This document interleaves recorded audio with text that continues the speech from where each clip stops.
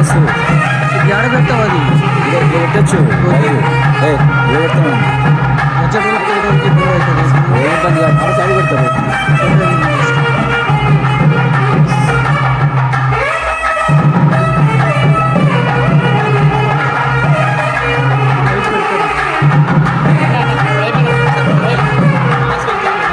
అదే అంటున్నాను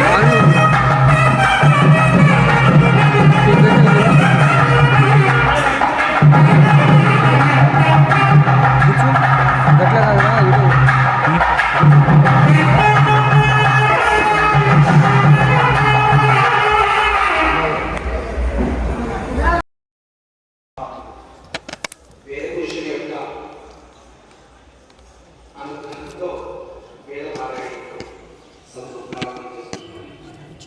వద్దంట స్టాండ్ అక్కడ స్టాండ్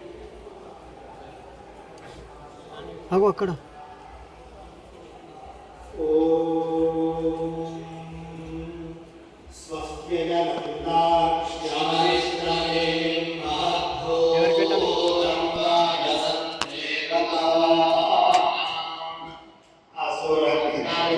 చేసిన తర్వాత వేయడానికి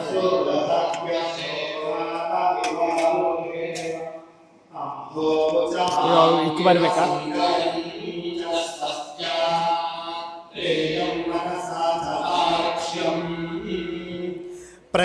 ప్రజతపాణిశ్చరణం ప్రపద్యే స్వస్తి సంభాయేష్వభాయన్నో అస్తు విశ్వాని దేవ సవితర్దురితాని పరాసువా యద్భద్రం తన్న ఆసువా శాంతా పృథివీ శివమంతరిక్షం ద్యౌర్నో దేవ్యభయన్నో అస్తు శివాదిశః ప్రదిశ ఉద్దిశో ఆపో విశ్వతః పరిపాంతు సర్వతః శాంతిః శాంతిః శాంతిః. ఓం అగ్నిమీడే పురోహితం యజ్ఞస్య దేవమృత్విజం హోతారం రత్నధాతమం అగ్నిః ఋషిభిర్యో నూతనైరుత స దేవాంగేహ వక్షతి అగ్నినా ఆరయమశ్నవత్పోషమేవ దివే దివే యశసం వీరవత్తమం అగ్నేయం యజ్ఞమధ్వరం విశ్వతః పరిభూరసి స ఇద్దేవేషు గచ్చతి అగ్నిర్హోతా అగ్రవిక్రతుః సత్యశ్చిత్రశ్రవస్తమః దేవో దేవేభిరాగమత్ యదంగదాశుషే త్వమగ్నే భద్రం కరిష్యసి తదేతత్సత్యమంగిరః ఉపత్వాగ్నే దివే దివే దోషావస్తర్భియా వయం నమో భరంత ఏమసి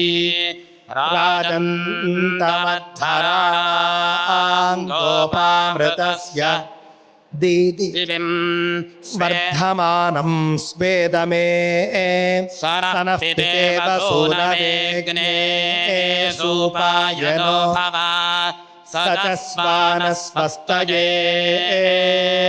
ఓం యజిమా విశ్వా భువనాని భువనాని జుహ్వదృశిర్హోతాన్యసీదత్పితానాః స ఆశిషా ద్రవిణమిచ్చమానః ప్రథమచ్ఛదవరాం ఆవివేశ కిం సిదాసీద్ అధిష్టానమారంభణం కథమస్విత్కథాసీత్ యతో భూమిం జనయన్ విశ్వకర్మా విద్యామౌర్ణోన్మహినా విశ్వచక్షాః విశ్వతశ్చక్షురుత విశ్వతో ముఖో విశ్వతో బాహురుత విశ్వతస్పాత్ సంబాహుభ్యాన్ధమతి సంపతత్రైర్ద్యావా భూమి జనయన్ దేవ ఏకాః.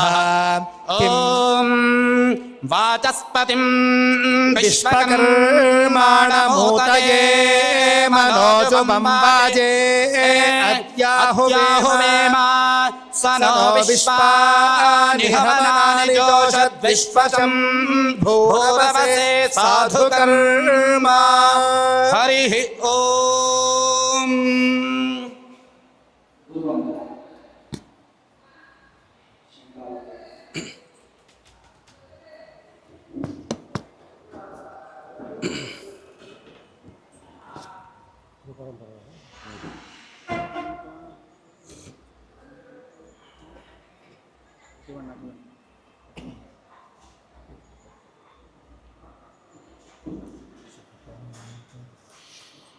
ॐ श्रीमत्परमहंसपरिव्राजकाचार्यवर्या पदवाक्यप्रमाणपारावारपारेण यमनियमासनप्राणायामप्रत्याहारधारण ध्यानसमाध्यष्टाङ्गयोगानुष्ठाननिष्ठा तपश्चक्रवर्ते अनाद्यविच्छिन्न श्रीशङ्कराचार्य गुरुपरम्परा प्राप्ता षड्दर्शनस्थापनाचार्या व्याख्यानसिंहासनादीश्वर सकलनिगमागमसारहृदया साङ्ख्यत्रयप्रतिपादक वैदिकमार्गप्रवर्तक सर्वतन्त्रस्वतन्त्र आदिराजधानी विद्यानगरमहाराजधानी कर्नाटकसिंहासनप्रतिष्ठापनाचार्या श्रीमद्राजाधिराजगुरुमण्डलाचार्या ऋष्यशृङ्गपुरपराधीश्वर तुङ्गभद्रातीरवासी श्रीमद्विद्याशङ्करपादपद्माराधक श्रीमज्जगद्गुरु श्रीमदभिनवविद्यातीर्थमहास्वामि गुरुकरकमलसञ्जाता श्रीमज्जगद्गुरु श्रीभारतीतीर्थमहास्वामिनां तत्करकमलसञ्जाता श्रीमज्जगद्गुरु श्रीविधुशेखरभारती महास्वामिनां च चरणारविन्दयोः साष्टाङ्गप्रणामान् समर्पयामः। भारतीकरुणापात्रं भारतीपदभूषणं भारतीपदमारूढं भारतीतीर्थमाश्रये विद्याविनयसम्पन्नं वीतरागं विवेकिनं वन्दे वेदान्ततत्त्वज्ञं विधुशेखरभारतीं सदाशिवसमारम्भां शङ्कराचार्यमध्यमाम् अस्मदाचार्यपर्यन्तां वन्दे गुरुपरम्पराम्। सद्गुरुचरणारविन्दाभ्यां नमः प्रार्थयामि नमस्करोमि।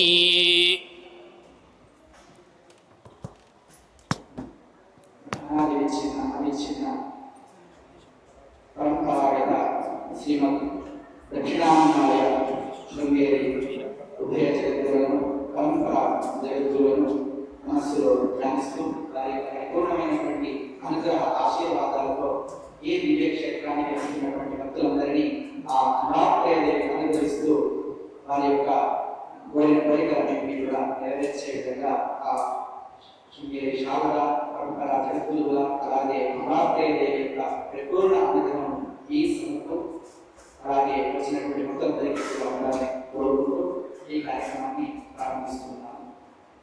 కార్యక్రమానికి ఇచ్చినటువంటి విద్వాంసులందరికీ పరిచయం అయింది కాబట్టి వారి యొక్క ఈ కార్యక్రమానికి సంబంధించినటువంటి విషయం అర్థమైందని భావిస్తున్నాను. కాబట్టి స్వామీజీ వారి యొక్క కోరికను గమనించేందుకు ఒకసారి స్వామీజీ వారి యొక్క సమక్షంలో ఈ విమానయ క్షేత్ర వ్యవస్థాపకులు అలాగే ప్రతినిధులుగా ఒకసారి అందరికీ కూడా కృతజ్ఞతాభివందనాలు తెలియజేస్తూ ముందుగా పురాణాలలో అమ్మవారి యొక్క వైభవాన్ని కీర్తిస్తూ ఈ సభను ప్రారంభం చేసుకుంటాం అనేటువంటి ఉద్దేశంతో రాజపాలి సంతోష్ కుమార్ గారిని కార్యక్రమ ప్రధానంగా ఈ కార్యక్రమాన్ని ప్రారంభించాల్సిందిగా కోరుతున్నాను.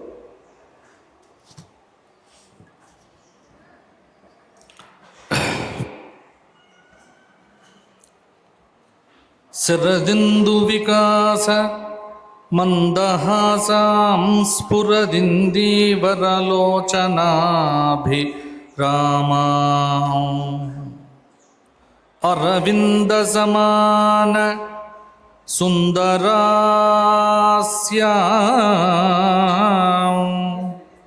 అరవిందాసన సుందరీం ఉపాసే. జయ జయ జగదంబ శివే, జయ జయ కామాక్షి, జయ జయాద్రిసుతే, జయ జయ మహేశ దయితే, జయ జయ చిద్గగన కౌముదీ ధారే.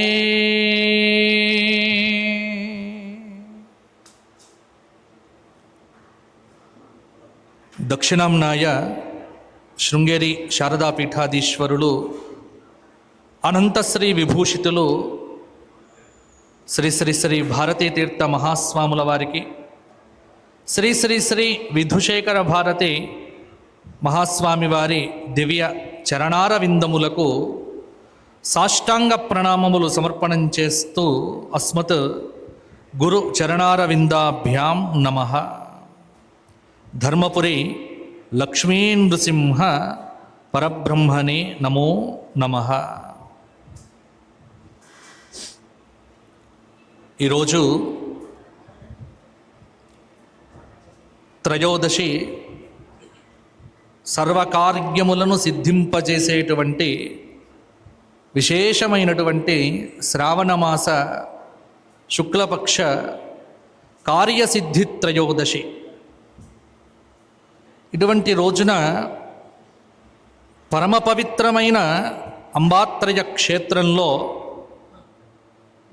శ్రీ ఆదిత్యపరాశ్రీ స్వామివారు కారణజన్ములు అని చెప్పవచ్చు. ఎందుకంటే ఈ జగత్తులో రావాలి అన్నప్పుడు ఏదో ఒక కారణం ఉంటుంది. ఈ ప్రాంతానికి ఒక సంప్రదాయ భక్తి మార్గాన్ని చూపించటానికి భగవంతుడే సాక్షాత్తుగా ఆదిత్యపరాశ్రీ స్వామి వారిని ఇక్కడికి పంపించడం జరిగింది. ఎలా చెబుతున్నారు మీరు అంటే దానికి నిదర్శనమే ఈ క్షేత్రం. ఈ క్షేత్రంలో అడుగు పెట్టడమే, ఆ లోపలికి వెళ్తే ఒక దివ్యమైనటువంటి చైతన్య అనుభూతి, భగవంతుణ్ణి దర్శించినటువంటి అనుభూతిని వ్యక్తపరచడం కష్టం. అది మాటలకు అందనిది. సాధారణంగా ఆడంబరాలు, అలాగే అలంకారాలు ఇవి ఉన్న చోట్లు మనం వెళ్తూ ఉంటాం. కానీ ఒక్కటి గుర్తుపెట్టుకోండి, సుందరకాండలో ఒక దృశ్యం గుర్తుకొస్తుంది నాకు.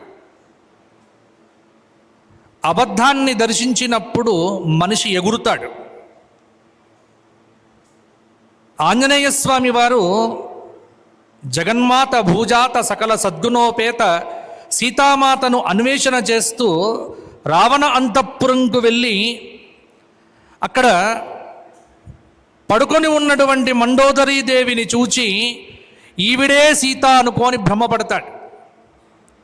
వెంటనే ఆ క్షణంలో చూడండి, ఆస్ఫోటయామాస చుచుంబ పుచ్చం అని ఎగరడమేమిటి, దూకడమేమిటి, స్తంభాలెక్కడమేమిటి, తోక ముద్దు పెట్టుకోవడమేమిటి, ఎన్ని రకాల వానర చేష్టలున్నాయో అన్ని చేశారు. బుద్ధిరుబలం, యశోధైర్యం, నిర్భయత్వం, అరోగత, అజాఢ్యం, వాక్పటుత్వంచ ఇన్ని కలిగినటువంటి ఆంజనేయ స్వామి వారు మండోదరుని చూడగానే దూకాడు. ఆ ఎంతసేపు దూకటం? కొన్ని నిమిషాలే. తర్వాత అర్థమైపోయింది. నా రామేణ వియుక్తాస స్వప్తుమర్హతి భామిని. రామచంద్రమూర్తి లేకుండగా జగన్మాత అక్కడ ఉంటుందా? అలంకారం చేసుకుంటుందా? వివేకం, వివేచన. ఇదే ఆంజనేయ స్వామి వారు అశోకవనంలో ఆ శింషుపా వృక్షం మీద కూర్చొని ఆ జగన్మాతను దర్శించిన ఆ క్షణంలో దదర్శ శుక్లపక్షాదౌ చంద్రరేఖామివామల. ఎంత అద్భుతమైనటువంటి వర్ణన అక్కడ చూడండి. యథార్థమైనటువంటి మహాకాళి, మహాలక్ష్మి, మహాసరస్వతి, రాజరాజేశ్వరి, అంబికా, చండికా, దుర్గా, పరమేశ్వరి స్వరూపమైనటువంటి ఆ జగజ్జనని యొక్క దివ్య దర్శన అనుభూతిని పొందినటువంటి తత్క్షణంలో ఎగరటాలు లేవు, దూకటాలు లేవు, గంతులు వేయటాలు లేవు, ఏమీ లేవు. రెండు కనుల నుండి ఆనంద భాష్పాలు అలా ధారలుగా క్రిందికి పడుతూ ఉంటే శిరస్సు అంజలి మాధాయ, రెండు చేతులు శిరస్సు మీద పెట్టుకొని ఆ జగన్మాతను చూస్తూ కన్నీటి పర్యంతమై చూచానేటువంటి ఆనందం ఒకటి, చూడకూడనటువంటి స్థితిలో ఈ భయంకరమైనటువంటి రాక్షస స్త్రీల మధ్యలో ఆమ్నాయానామయో ఎన్ని వర్ణన ఉంది అక్కడ.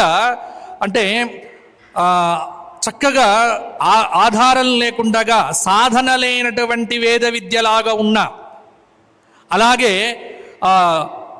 పొగచేత ఆవరింపబడినటువంటి అగ్ని యొక్క శిఖలాగా వరుసగా వర్ణన ఇవన్నీ చూస్తాడు. చూచి అనుకుంటాడు. అక్కడ మీరు చూడండి, ఎందుకోసం ఈ మాట చెప్పానంటే, భగవతి శక్తిని, భగవంతుణ్ణి దర్శించిన తరువాత ఎగరటాలు దూకటాలు ఉండవు, మౌనంలోకి వెళ్ళిపోవటమే. తన ఉనికి ఏమిటో, తన స్వరూపమేమిటో తనకు అవగతం అవుతుంది. ఒక చైతన్యాన్ని దర్శించినప్పుడు ఆ భావన కలగాలి. భగవంతుని యొక్క దర్శనం దివ్య అనుభూతి. ఎందుకు ఈ మాట చెబుతున్నా అంటే, ఇక్కడికి లోబడికి రాగానే ఆ తల్లిని చూడగానే ఒక రకమైనటువంటి చైతన్యం, ఒక ప్రకంపన కలిగింది. ఇక్కడ ఉంది శక్తి. అవ్యక్తమైనటువంటి సర్వ చైతన్య రూపాం తాం ఆద్యాం విద్యాంచ ధీమహి బుద్ధిం యానః ప్రచోదయాత్. దేవీ భాగవత పురాణం మొదటి శ్లోకమే ఇక్కడ ప్రచోదయాత్ మొదలుపెట్టాడు. ఇదే శ్రీమద్ భాగవతంలో అక్కడ ఆయన సత్యం పరం ధీమహి అని మొదలు పెడతాడు. జన్మాద్యస్య యతోన్వయాది తరతశ్చార్తేషు అభిజ్ఞస్వరాట్ తేనే బ్రహ్మహృదాయ ఆది కవయే ముహ్యంతి యత్సూరయః తేజో వారి మృదాం యథా వినిమయో యత్ర త్రిసర్గో మృష ధామ్నా స్వేన సదా నిరస్త కుహకం సత్యం పరం ధీమహి. ఈ రెండు శ్లోకాలు చాలు. ఇది కృష్ణ భాగవతం, ఇది దేవీ భాగవతం. ఇక్కడ ప్రతిపాదించబడినటువంటి తత్వమంతా దివ్య చైతన్య స్వరూపమైనటువంటి త్రిగుణములతో కూడిన, త్రిగుణాలకు అతీతమైనటువంటి సర్వచైతన్య స్వరూపమైనటువంటి లలితా త్రిపుర సుందరి యొక్క దివ్య శక్తిని ఇక్కడ, అందుకే ఎప్పుడు కూడా శక్తి ప్రచోదనం చేస్తుంది. సత్యమును ధ్యానించడం మాత్రమే. ఇక్కడే మనకు తెలుస్తోంది ఒకే శక్తి రెండు రకములుగా. ఒకటి పురుషాకారంలో వర్ణన, రెండు ఇక్కడ స్త్రీమూర్తిగా వర్ణన. ఇది సాకార వర్ణనలో పురాణాల్లో. కానీ నిరాకార నిర్గుణానికి వెళితే రూపం ఎక్కడిది, స్వరూపం ఎక్కడిది, ఏమీ లేదు. అటువంటి ఆ తత్వాన్ని మనం పొందాలి అంటే సద్గురువుల యొక్క మార్గదర్శనం ఒకటి, పూర్వజన్మకు సంబంధించినటువంటి కర్మ యొక్క శుద్ధి, ఇవన్నీ ఉంటే కానీ ఈ జన్మలో ఈ వైపు అడుగులు వేయలేం. మహానుభావుడు మరి స్వామివారు ఈ సంకల్పం ఎందుకు కలిగింది, ఇక్కడికి ఎందుకు రావాలి, ఈ ప్రాంగణంలో ఎందుకు కూర్చోవాలి, ఈ రోజున ఈ అంబాత్రయ క్షేత్రంగా ఎందుకు ఇది పరిఢవిల్లాలి, ఇంత గొప్పగా ఉన్నటువంటి ఈ క్షేత్రాన్ని మరల ఇప్పుడు ఒక అద్భుతమైనటువంటి సంప్రదాయ శాస్త్ర ప్రణహితమైనటువంటి బుద్ధితో ఒక చక్కటి ఆగమ శాస్త్ర నిర్మాణ ప్రకారంగా భూత భవిష్యత్ వర్తమాన కాలాలంటే మనమందరం వెళ్ళిపోయే వాళ్ళమే, ఇక్కడ ఎవ్వరం శాశ్వతం కాదు. కానీ ఇక్కడ శాశ్వతం ఎవరు అంటే ఆ తల్లి శాశ్వతము, ఆ చైతన్యము శాశ్వతము, ఆ జగజ్జనని శాశ్వతము. అటువంటి ఆ శక్తిని శాశ్వతంగా ఇక్కడ పూర్తిగా ప్రతిష్టాపన చెయ్యటానికి ఈ రోజున ఇంతమంది పండితులను ఇక్కడికి తీసుకొని వచ్చి, ఎందుకంటే వీరెవరు ఇక్కడ దొరికేవారే కాదు. మా సంతోష్ గణపాటి గారు క్షణం తీరిగలేనటువంటి వ్యక్తి, శక్తి. ఉదయము నుంచి రాత్రి దాకా సనాతన ధర్మ ప్రచారానికి కంకణం కట్టుకున్నటువంటి ధీశాలి. అలాగే వారు అద్భుతమైనటువంటి మైసూరులో గణపతి సచ్చిదానంద స్వామి వారి యొక్క వేద పాఠశాలలో ఆస్థాన వేద పండితులుగా సేవలందిస్తూ వారు అద్భుతమైనటువంటి శిల్పశాస్త్రాన్ని అధ్యయనం చేసినటువంటి వారు. అలాగే ఈ రోజున నాకు పరిచయం అయ్యారు గోపాల శర్మ గారు. వారి ప్రజ్ఞ చూసిన తర్వాత నాకు అనిపించింది, అబ్బబ్బా నివురుగప్పిన నిప్పులాగా ఉన్నారు అంతే ఆయన. ఎందుకంటే ఈనాటికి నేను ఇంత అంటే కుశాగ్రమైనటువంటి బుద్ధితో అసలు ఈ మధ్యకాలంలో నేను మొట్టమొదలు పరాశ్రీ స్వామి వారిని అభినందిస్తున్నాను. ఎందుకంటే ఒక ఆలయం కట్టడానికి ఆయాది సాధన అనేటువంటిది చెయ్యటమే ఒక గొప్ప విశేషము. ఇది ఎవరూ పెద్ద పట్టించుకోవట్లే. ఇప్పుడు ఏమైనా సరే హంగు కావాలి, ఆర్భాటం కావాలి, సినిమా సెట్టింగ్ లాగా డిజైన్ చెయ్యాలి, సినిమా సెట్టింగుల్లాగా ఐప్యాడ్లలో పెట్టేసేసి చూపించేసేసి మాయ చేసి మర్మం చేసి దానికి రంగు పూసి ఇది చేసి అది చేసి కట్టేస్తే అయిపోతుంది. దాని యందు చైతన్యం నిలవదు. కేవలం మండోదరిని చూసినటువంటి ఆనందమే కనిపిస్తుంది, తత్కాలంలోనే పోతుంది. చూడగానే అబ్బా ఎంత బాగుంది అయిపోయింది. మరల ఈ రోజున తిరుమల క్షేత్రానికి ఎందుకు మనం ఎన్నిసార్లు వెళ్తున్నాం? ఎన్నిసార్లు చూచినా ఆ లోపల ఉన్నటువంటి మార్మిక శక్తి ఏమిటి, లోపల ఉన్నటువంటి ఆ దివ్యశక్తి ఏమిటి?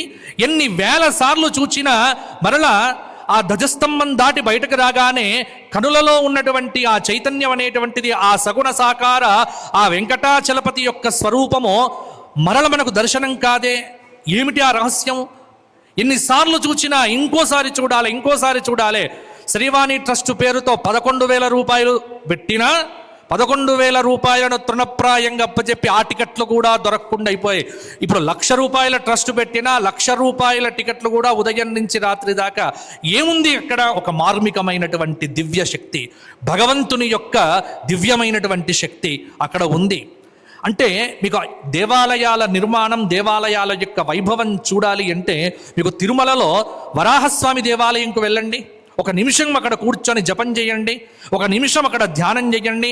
మొత్తం తిరుమల కొండ మీద వరాహ స్వామి వారి యొక్క దేవాలయంలో ఉన్నంత అద్భుతమైనటువంటి శక్తి ఇంకెక్కడ కనిపించదు. ఆ శక్తే ఇక్కడ మొత్తం వెంకటాచలాన్ని నిలుపుతోంది లోపల ఉన్నటువంటి. అందుకే తిరుమలకు వెళ్తే మనకంతా అబ్బా కిరీటాలు, అబ్బా ఇవి అన్నీ అనిపిస్తాయి.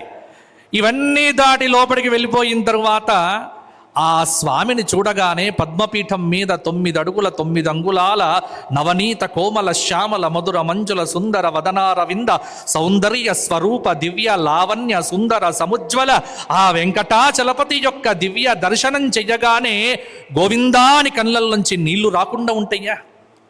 ఎందుకు వస్తోంది? ఆ శక్తి ఎక్కడిది? ఆ శక్తి ఈ భూమి మీది కాదు, ఇది మానవ నిర్మితమైనటువంటిది కాదు. దివ్య దేవాలయాలు అలా ఉంటాయి. మానవ నిర్మిత దేవాలయాలకు ఇంత శక్తి ఉండదు. మానవ నిర్మితమైన దేవాలయాలు ఇంత గొప్పగా కావాలి అంటే మీరు శృంగేరిలో విద్యాశంకర దేవాలయం ఉంది. ఆ దేవాలయానికి ఒక పద్ధతి, హోసల చాళుక్య అద్భుతమైనటువంటి శిల్పశాస్త్రంతో ఇంటర్లాకింగ్ సిస్టంతో, అంటే దానికి సున్నం కూడా పెట్టకుండా ఒక రాయిని, దాని అధిష్టానాన్ని ఇంటర్లాకింగ్ సిస్టంలో హరిహర రాయలు బుక్కరాయల వారి యొక్క కాలంలో అద్భుతమైనటువంటి శిల్పశాస్త్రంతో ఎంత ప్రమాణంగా కట్టారు. ఒక ప్రమాణంగా కట్టిన దేవాలయంలో ఎంత శక్తి ఉంటుంది. మీరు అక్కడికి వెళ్తే మీరు దర్శించవచ్చు.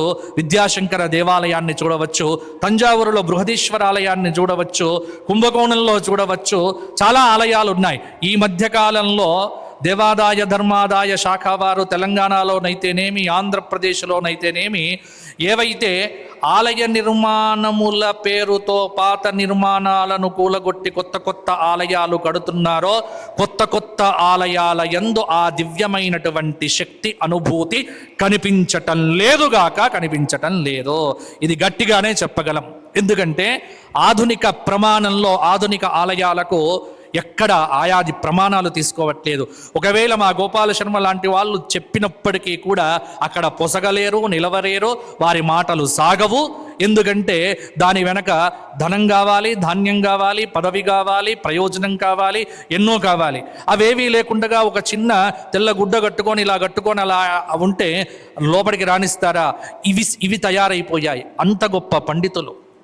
ఈ రోజున పరాశ్రీ స్వామి వారు అద్భుతమైన పని చేస్తున్నారు. వారిని అభినందిస్తున్నాను. వారిని తీసుకొచ్చి, ఎందుకంటే ఇప్పుడే సమరాంగణ సూత్రాలు, కాశ్యప శిల్ప శాస్త్రము, అలాగే ప్రకిరణ, ఎన్నో గ్రంథాలు వారు చెబుతూ ఉన్నారు. ఆ గ్రంథాలను అధ్యయనం చేసి ఎన్ని విభాగాలుగా నిర్మాణం, అసలు లోపల మూర్తి ఏమిటి, మూర్తి యొక్క ప్రమాణం ఏమిటి, ఆ నవాంశ కుండలిలో నవాంశను కూడా స్వీకరించి, ఎందుకంటే మనకు కుండలిలో మన పంచమ స్థానం ఏదైతే ఉన్నదో ఆ పంచమ స్థానమే మన జన్మను సూచిస్తూ వీడి పూర్వజన్మ కర్మలను తెలుపుతూ ఉంటుంది.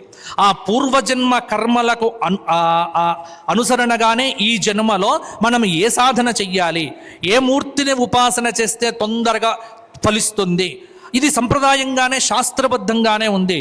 కాబట్టి తస్మాత్ శాస్త్రం ప్రమాణంతే, శాస్త్రము ప్రకారంగా నీవు వెళితే ప్రపంచంలో నీవు కింద పడే సమస్యే లేదు. శాస్త్రాన్ని ఉల్లంఘించి వెళ్ళడమే ఇప్పుడు జరుగుతున్నటువంటి పద్ధతి. కాబట్టి ఆదిత్యపరాశ్రీ స్వామి వారు ఇక్కడ భవ్య దివ్య అద్భుత సుందర సురుచిర దేవాలయ నిర్మాణం చేస్తూ మొట్టమొదలు ఆ నిర్మాణ ప్రక్రియలో భాగంగా బేసిక్ కాన్సెప్ట్ అంటే మొట్టమొదటి స్టెప్ ఇది కావాలి. ఇది నిర్ణయం అయిన తరువాత మిగతా వాటికి వెళ్ళాలి. కాబట్టి ఈ ఆలోచన రావటం ఉంటూ ఉన్నదే, ఈ ఆలోచన దేనివల్ల వస్తుంది? పురాకృతమైనటువంటి కర్మ వల్ల వస్తుంది. ఈ జన్మలో సత్పురుషుల యొక్క సాంగత్యం వల్ల వస్తుంది. పీఠాధీశ్వరుల యొక్క దివ్య దర్శనాల వల్ల వస్తుంది. శృంగేరి, ఇప్పుడు నేను సరాసరి ఇక్కడి నుంచి శృంగేరి నుంచే వస్తున్నాను. నేను రాత్రి 11:30 దాకా స్వామివారితోనే ఉన్నాము. రాత్రి 11:30 వరకు చెప్పిన తర్వాత ఇంకా రేపు ఉంటారా మీరు అంటే, ఇలా ఉదయమే స్వామివారు, మన పరాశ్రీ స్వామివారు తప్పకుండా వెళ్ళాలి, మా ఆశీస్సులు ఉంటాయి. ఎంత అంటే అలా చెబుతున్నప్పుడు స్వామివారి యొక్క అనుగ్రహము వీరి మీద ఎంత స్పష్టంగా ఉంది అంటే, భారతీ తీర్థస్వామి వారు, విధుశేఖర భారతీ స్వామి వారి యొక్క ఆశీస్సులు పరిపూర్ణంగా ఉన్నాయంటే దానికి ఇక్కడ అమ్మ కనిపించట్లే, జగదంబిక శారదా స్వరూపము. ఇంకా మా పరాశ్రీ స్వామి వారికి తిరుగులేదు, గుర్తుపెట్టుకోండి. ఎందుకంటే అపరశంకరులు ఆశీర్వదించినారు. భారతీ తీర్థస్వామి వారిని చూస్తే చాలండి, వారితో మాట్లాడడం అక్కర్లేదు. యత్కటాక్ష సముపాసనా విధి సేవకస్య సకలార్థ సంపద సంతనోతి వచనాంగమానసై స్వాం మురారి హృదయేశ్వరీం భజే. కనకధారలో భగవత్పాదుల వారు అంటారు, ఆ కటాక్షం చాలదు, ఆ దృష్టి చాలదు, ఆ స్వామి యొక్క దృష్టి వారి మీద పడ్డది, ఇంకా వారికి ఇబ్బంది లేదు. ఇక్కడ ఈ రోజున ఈ అద్భుతమైనటువంటి నిర్మాణం, అలాగే సుప్రసిద్ధమైనటువంటి పండితులు వారు వచ్చారు. కాబట్టి ఇంకా మా శతావధాని గారు, తాతా సందీప్ శర్మ గారి గురించి నేను చెప్పాల్సిన పని లేదు. ఈ మధ్యకాలంలో ముఖ పుస్తకంలో ఎక్కడ చూసినా వారి చిరుమందహాస సుందర సురుచిర వదనమే కనిపిస్తూ ఉన్నది. ఆనందంగా చాలా, అంటే అందరూ కూడా ఇక్కడ ఉన్నటువంటి వారందరూ వారు వ్యాకరణ శాస్త్రం అధ్యయనం చేసినటువంటి వారు. అలాగే వారు సప్రమాణంగా అద్భుతంగా స్మార్త సంప్రదాయంలో ఆ షోడశ కర్మలను సాధికారంగా చేయించేటువంటి ఋగ్వేద పండితులు. కాబట్టి ఇంతమందిని ఇక్కడికి తీసుకొని వచ్చి వీరందరికీ మణిపూజగా మా సాయి, మా మంచిర్యాలు, తర్వాత నాకు తెలిసింది మా మంచిర్యాల కొద్దిగా మా అనేసరికి ఇంకా ఒక ఆనందం కలుగుతుంది. అదే మా ప్రాంతం పిల్లవాడు చాలా బ్రహ్మాండంగా ఇక్కడ ఉన్నాడు. ఆ మాటల్లో కూడా వ్యక్తమైంది, మా స్వామివారికి బాగా జరగాలి, మా స్వామివారికి అద్భుతమైన దేవాలయం కావాలి, అది ఉండాలి, మా అది తప్పకుండా, అంటే మంచి కోరిక నెరవేరాలి అని. కాబట్టి ఇంతమందిని ఒక చోట తీసుకొని వచ్చి కూర్చుండబెట్టి ఈ రోజున ఇక్కడ నాకు కళ్ళు మూసుకుంటే భవిష్యత్తు కనిపిస్తోంది. తప్పకుండా అతి త్వరలో సప్రమాణమైనటువంటి అంబాత్రయ దివ్య అద్భుత దేవాలయాన్ని మనమందరం కూడా అచిరకాలంలోనే దర్శించగలుగుతాము. ఇది మనందరి యొక్క భాగ్యం, మనందరి యొక్క పుణ్యం. కాబట్టి దానికి ఎల్లవేళలా ఈరోజు కాదు, మా పరాశరి స్వామి వారికి చెబుతున్నా, ఈ రోజు నుంచి ఎప్పుడైనా సరే ఈ ఆలయ నిర్మాణానికి సంబంధించి ఏ విషయంలోనైనా సరే మేమెప్పుడూ కూడా మీ వెంట ఉన్నాం, మీతోని ఉన్నాం తప్పకుండా. ఎందుకంటే ఇది ఇది ఇది స్వార్థంగా చేసే పని కాదు. దీనిలో స్వార్థం ఏముంది? ఎందుకంటే మనం కట్టిన తర్వాత ఎన్ని రోజులు ఉంటాం? కారే రాజులు రాజ్యములు గలగవే, గర్వోన్నతిం పొందరే, వారేరి సిరి మూటంగట్టుకొని పోవంజాలిరే, భూమిపై పేరైనంగలదే. ఆ ఒక్క మాట చాలదు ఇంకా. కాబట్టి మనం ఏం మిగుల్చుకుంటాం? ఇక్కడ ఏమీ లేదు. ఇక్కడికి రావటమే ఈ ఉపాధి ఉన్నంతకాలం, ఈ పాంచభౌతిక శరీర ఉపాధి ఉన్నంతకాలం ఇక్కడ మనకు తోచిన మంచి పనులు చేస్తూ మంచిని ఇక్కడ లోకానికి పంచి, దుర్గుణాలు ఏమైనా ఉంటే అవి మన లోపల పెట్టుకొని మనం ఈ భూమి నుంచి వెళ్ళిపోతే చాలు. మంచిని మాత్రం పంచాలి. అదే సాధనగా అందరికీ చక్కటి మార్గదర్శనం చేస్తున్నటువంటి పరాశరి స్వామి వారిని నేను అభినందిస్తూ, అలాగే వారు కట్టేటువంటి దేవాలయం ఏదైతే ఉందో అది నాకు కళ్ళు మూసుకుంటే దర్శనమిస్తోంది. ఇంకా ఇంత సంప్రదాయంగా ఆలయం కడితే అమ్మవారు ఎందుకు రాదండి? మణిద్వీపంలో దేవీ భాగవతంలో 12వ స్కంధంలో చెప్పబడినటువంటి మణిద్వీపంలో ఉన్నటువంటి ఆ లలితా త్రిపుర సుందరియే అంబాత్రయ క్షేత్రంలో మనందరినీ అనుగ్రహించబోతోంది. తప్పకుండా ఆ రూపం ఎలా ఉంటుంది, ఆ శక్తి ఎలా ఉంటుంది, ఆ శ్రీచక్రం నుంచి వచ్చేటువంటి ఆ కాస్మిక్ కిరణాలు. ఎందుకంటే ఆయాది నిర్మాణం ఆ సాధన చెయ్యకపోతే ప్రతి నిర్మాణానికి ఒక కంపన శక్తి ఉంటుంది. ఈ కంపన శక్తులు విశ్వశక్తులతో కలిస్తేనే దాని యొక్క ఫలితం. ఆ విశ్వశక్తులతో ఈ కంపన శక్తులను కలపటమే ఈ శాస్త్రంలో చెప్పబడినటువంటి అద్భుతమైనటువంటి విషయం. దాన్ని సప్రమాణంగా వేదోక్తంగా ఇక్కడ ధర్మం ఎవరు చెప్పాలి? ధర్మం నేను చెప్పడానికి వీల్లేదు, మీరు చెప్పడానికి వీల్లేదు, ఎవరు చెప్పడానికి వీల్లేదు. ధర్మం చెప్పాలంటే వేద ప్రణిహితో ధర్మ అధర్మస్తద్విపర్యయ వేదో నారాయణ సాక్షాత్ స్వయంభూరితి శుశ్రుమ. భాగవతంలో అజామిలోపాఖ్యానంలో చెప్పినటువంటి మాట. వేద ప్రణిహితో ధర్మ. ఫలానా వ్యక్తి ధర్మం చెప్పాడంటే వాడెవడు చెప్పడానికి ధర్మం? ధర్మం చెప్పాలి అంటే ఈరోజు ఒక్క అధికారం ఎవరికి ఉంది? వేదం మాత్రమే ధర్మాన్ని ఇవ్వగలదు. వేదాన్ని అధ్యయనం చేసినటువంటి వేద పండితులు మాత్రమే ధార్మిక దిశానిర్దేశం చెయ్యగలరు. వేదము చేత పేర్కొనబడినది ఏదైతే ఉందో అదే ధర్మం. వేదములో ఏదైతే లేదో మిగతాదంతా ధర్మమే. దాన్ని ఇంకా మనం చూడాల్సిన పని లేదు. కాబట్టి అటువంటి వేద ప్రణిహితమైనటువంటి ధర్మ ప్రకారంగా, ఆచార ప్రకారంగా, శాస్త్ర ప్రకారంగా, సంప్రదాయ ప్రకారంగా, ముఖ్యంగా ఇంకొక మాట కూడా నేను చెబుతున్నాను. ఏమిటి అంటే ఈ మధ్యకాలంలో ఆధునికమైనటువంటి కొన్ని వ్యవస్థలు తయారైపోయి ఆదిశంకరులు పేర్కొన్నటువంటి వర్ణాశ్రమ ధర్మ వివేచన కూడా లేకుండా పోయింది. ధర్మాన్ని అందుకే మా గురుగారు మల్లాది చంద్రశేఖర శాస్త్రి గారు చెప్పేవారు. ఎప్పుడు కూడా ఏమనేవారు అంటే, అరే ధర్మాన్ని మనం ఉద్ధరించడానికి రాలేదురా, ధర్మాన్ని మనం పాడు చెయ్యకుండా ఈ భూమి నుంచి వెళ్ళిపోతే చాలురా మన జన్మ అని చెప్పేవారు. ఎందుకంటే ఆధునికత పేరుతో సంప్రదాయాన్ని నాశనం చెయ్యకూడదు, సౌకర్యాల పేరుతో శాస్త్రాన్ని ఉల్లంఘించకూడదు. శాస్త్రము ఎప్పుడు కూడా సౌకర్యమే ఇస్తుంది. కాబట్టి ఆ శాస్త్రము చెప్పేటువంటి వారు అధ్యయనపరులై ఉండాలి, సత్సాంగత్యంలో ఉండాలి, చదివినటువంటి వారై ఉండాలి, వారికి సాత్వికమైనటువంటి బుద్ధి కలిగి ఉండాలి. ఇన్ని ఉంటే అక్కడ శాస్త్రము తప్పకుండా ఫలితం ఇస్తుంది. మరల దానిలో సాత్విక గుణం లేకుండా కేవల రజస్సు, కేవల తమస్సు ఉన్నా కూడా అక్కడ శాస్త్రం కూడా పోయినట్టే లెక్క. కాబట్టి ఈ సాత్విక బుద్ధి ఎలా వస్తుంది? స్వీయ అనుష్ఠానం వల్ల వస్తుంది. ఆ స్వీయ అనుష్ఠానం చేస్తూ ఉన్నటువంటి వ్యక్తులే ఇవన్నీ చేయగలరు. అందుకే మా పరాశరి స్వామి వారు కూడా ఆయన అనుష్ఠానానికి చాలా ఎంతమందిని కూర్చొని మీరు జపం చేయండి అని చెప్తూ ఉంటారు. వారి ద్వారా ఇవాళ కొన్ని వేల మంది ప్రేరేపితులయ్యారు. వేల మంది ఈ రోజున చాలా సమయాల్లో జపం చేస్తున్నారు, సాధన చేస్తూ ఉన్నారు. కాబట్టి అటువంటి దివ్య క్షేత్రంగా ఈ క్షేత్రము పరిఢవిల్లాలని ఎక్కువ సమయం తీసుకున్నందుకు మన్నించాలి. వేదిక మీద చాలామంది పెద్దలు ఉన్నారు. కాబట్టి చక్కటి సాధనతో ఈ రోజున దేవీ భాగవతంలో, ఎందుకంటే మత్స్యపురాణం ఒకటి, అగ్నిపురాణం ఒకటి, అమ్మవారి దేవాలయానికి సంబంధించి దేవీ భాగవతంలో కూడా కొన్ని విశేషాలు మనకు కనిపిస్తాయి. సుదర్శనుడు అనేటువంటి మహారాజు ఎలా యజ్ఞయాగాదులు చేశాడు, అంబా యజ్ఞం ఎలా చేశాడు, ఎలా అమ్మవారి నిర్మాణం చేశాడు, దానిలో బీజాక్షరాల యొక్క విశేషాలు ఏమిటి, ఇవన్నీ దేవీ భాగవతంలో. కాబట్టి ఆయా పురాణాల యందున్నటువంటి విశేషాలను స్వీకరించి ఇక్కడ ఈ క్షేత్రము అద్భుతంగా మనందరిని అనుగ్రహించాలి అని నేను కోరుకుంటూ నా ప్రవచనాన్ని విరమిస్తున్నాను. నమః పార్వతీపతయే హర హర మహాదేవ.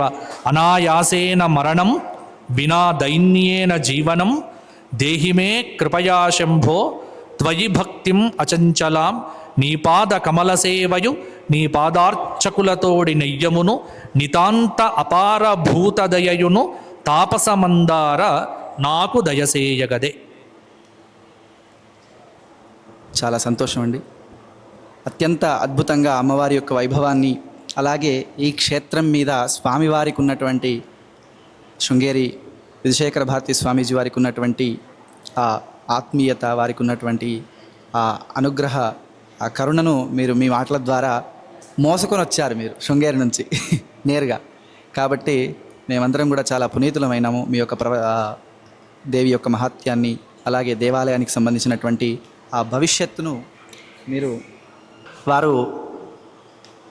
వారి యొక్క మాటల్లో ఇంకొక విషయాన్ని చెప్పారు.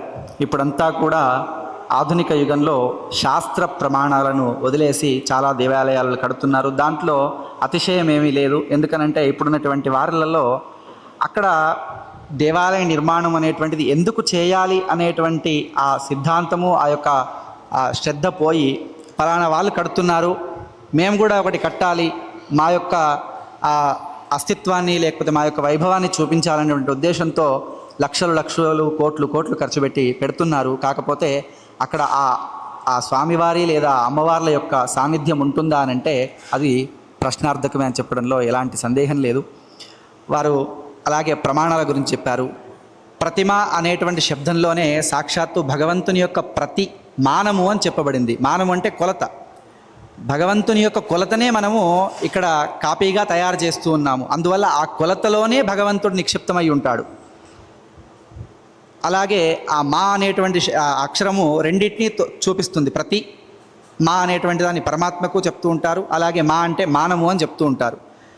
ఇంకొకటి, వేదానికి ఉదాత్త, అనుదాత్త, స్వరిత, దీర్ఘస్వరిత ఏ విధంగా జీవాన్ని ఇస్తాయో, ఆ స్వరం లేకుండా వేదము పఠనం చేస్తే ఏ విధమైనటువంటి ఫలం వస్తుందో, ప్రమాణరహితంగా శుద్ధి చేసినటువంటి ప్రమాణరహితంగా వేద పఠనం చేసిన దేవాలయ నిర్మాణం చేసినటువంటి ఆ ఫలితం వస్తుంది. కాబట్టి వేదానికి ఏ విధంగా స్వరము జీవాన్ని ఇస్తుందో దేవాలయాలకు కావచ్చు, అలాగే ప్రతిమకు కావచ్చు, ఆ స్వరాన్ని జీవాన్ని ఇచ్చేటువంటిదే ఇక్కడ ప్రమాణము. ఆ ప్రమాణం అంటే ఏదో మెజర్మెంట్ అని కాదు, సాక్షాత్తు భగవంతుని యొక్క అంశనే మనం తాత్వికంగా దాంట్లో నిక్షిప్తం చేస్తూ వస్తూ ఉంటాము. ఇప్పుడు చెప్పుకున్నటువంటి ఆ 16 అంశాలు ఉన్నాయి కదా, నక్షత్రము, వారము, తిథి, యోని, ఆయము, వ్యయము, అలాగే ఆయుష్, యోగము, వారము, తర్వాత రాశి, తర్వాత భూతము, స్వరము, నేత్రము, తేజస్సు, వర్ణము, ఈ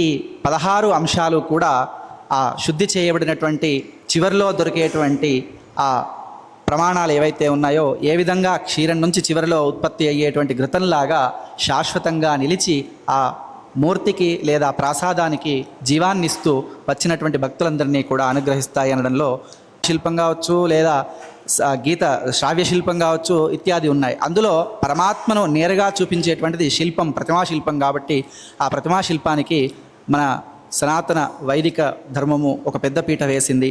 ఆలయము అనేటువంటి పదంలో కూడా అత్యంత ఉత్కృష్టమైనటువంటి తాత్వికమైనటువంటి అర్థం ఉంది. ఆ లయము. ఆత్మ ఎక్కడ లయమవుతుందో దానిని ఆలయము అని వర్ణిస్తారు. అటువంటి ఆత్మ లయం కావాలి అని అంటే అక్కడ ఆ వాతావరణాన్ని నెలకొల్పాలి. ప్రమాణము, అలాగే జరిపించేటువంటి ఆ విధి ఉత్సవాలు, ఆ అమ్మవారి యొక్క లేదా స్వామివార్ల యొక్క అర్చన కూడా జరుగుతూ ఆ నిత్యోత్సవ, పక్షోత్సవ, వారోత్సవ, మాసోత్సవ, అయనోత్సవ, సంవత్సరోత్సవాల ద్వారా ఆ శక్తి మరింత ద్విగుణీకృతమవుతూ అందరినీ అనుగ్రహిస్తుంది అనడంలో ఎలాంటి సందేహం లేదు. అటువంటి అత్యంత అమూల్యమైనటువంటి ఆ భాషణ ద్వారా వారి యొక్క అనుగ్రహాన్ని, అలాగే వారి యొక్క సందేశాలను మన వినిపించి మనల్ని అనుగ్రహించినటువంటి శ్రీ బాచంపల్లి సంతోష్ కుమార్ గారికి శిరస ప్రణమిల్లుతూ, ఈ వేదిక మీద ఉన్నటువంటి పెద్దవారు, అలాగే త్రిభాషా పండితులు, వారు యజ్ఞాంగ శిల్పము అంటే శిల్పశాస్త్రం అంటే దేవాలయ నిర్మాణానికో లేకపోతే ప్రతిమా నిర్మాణానికో మాత్రమే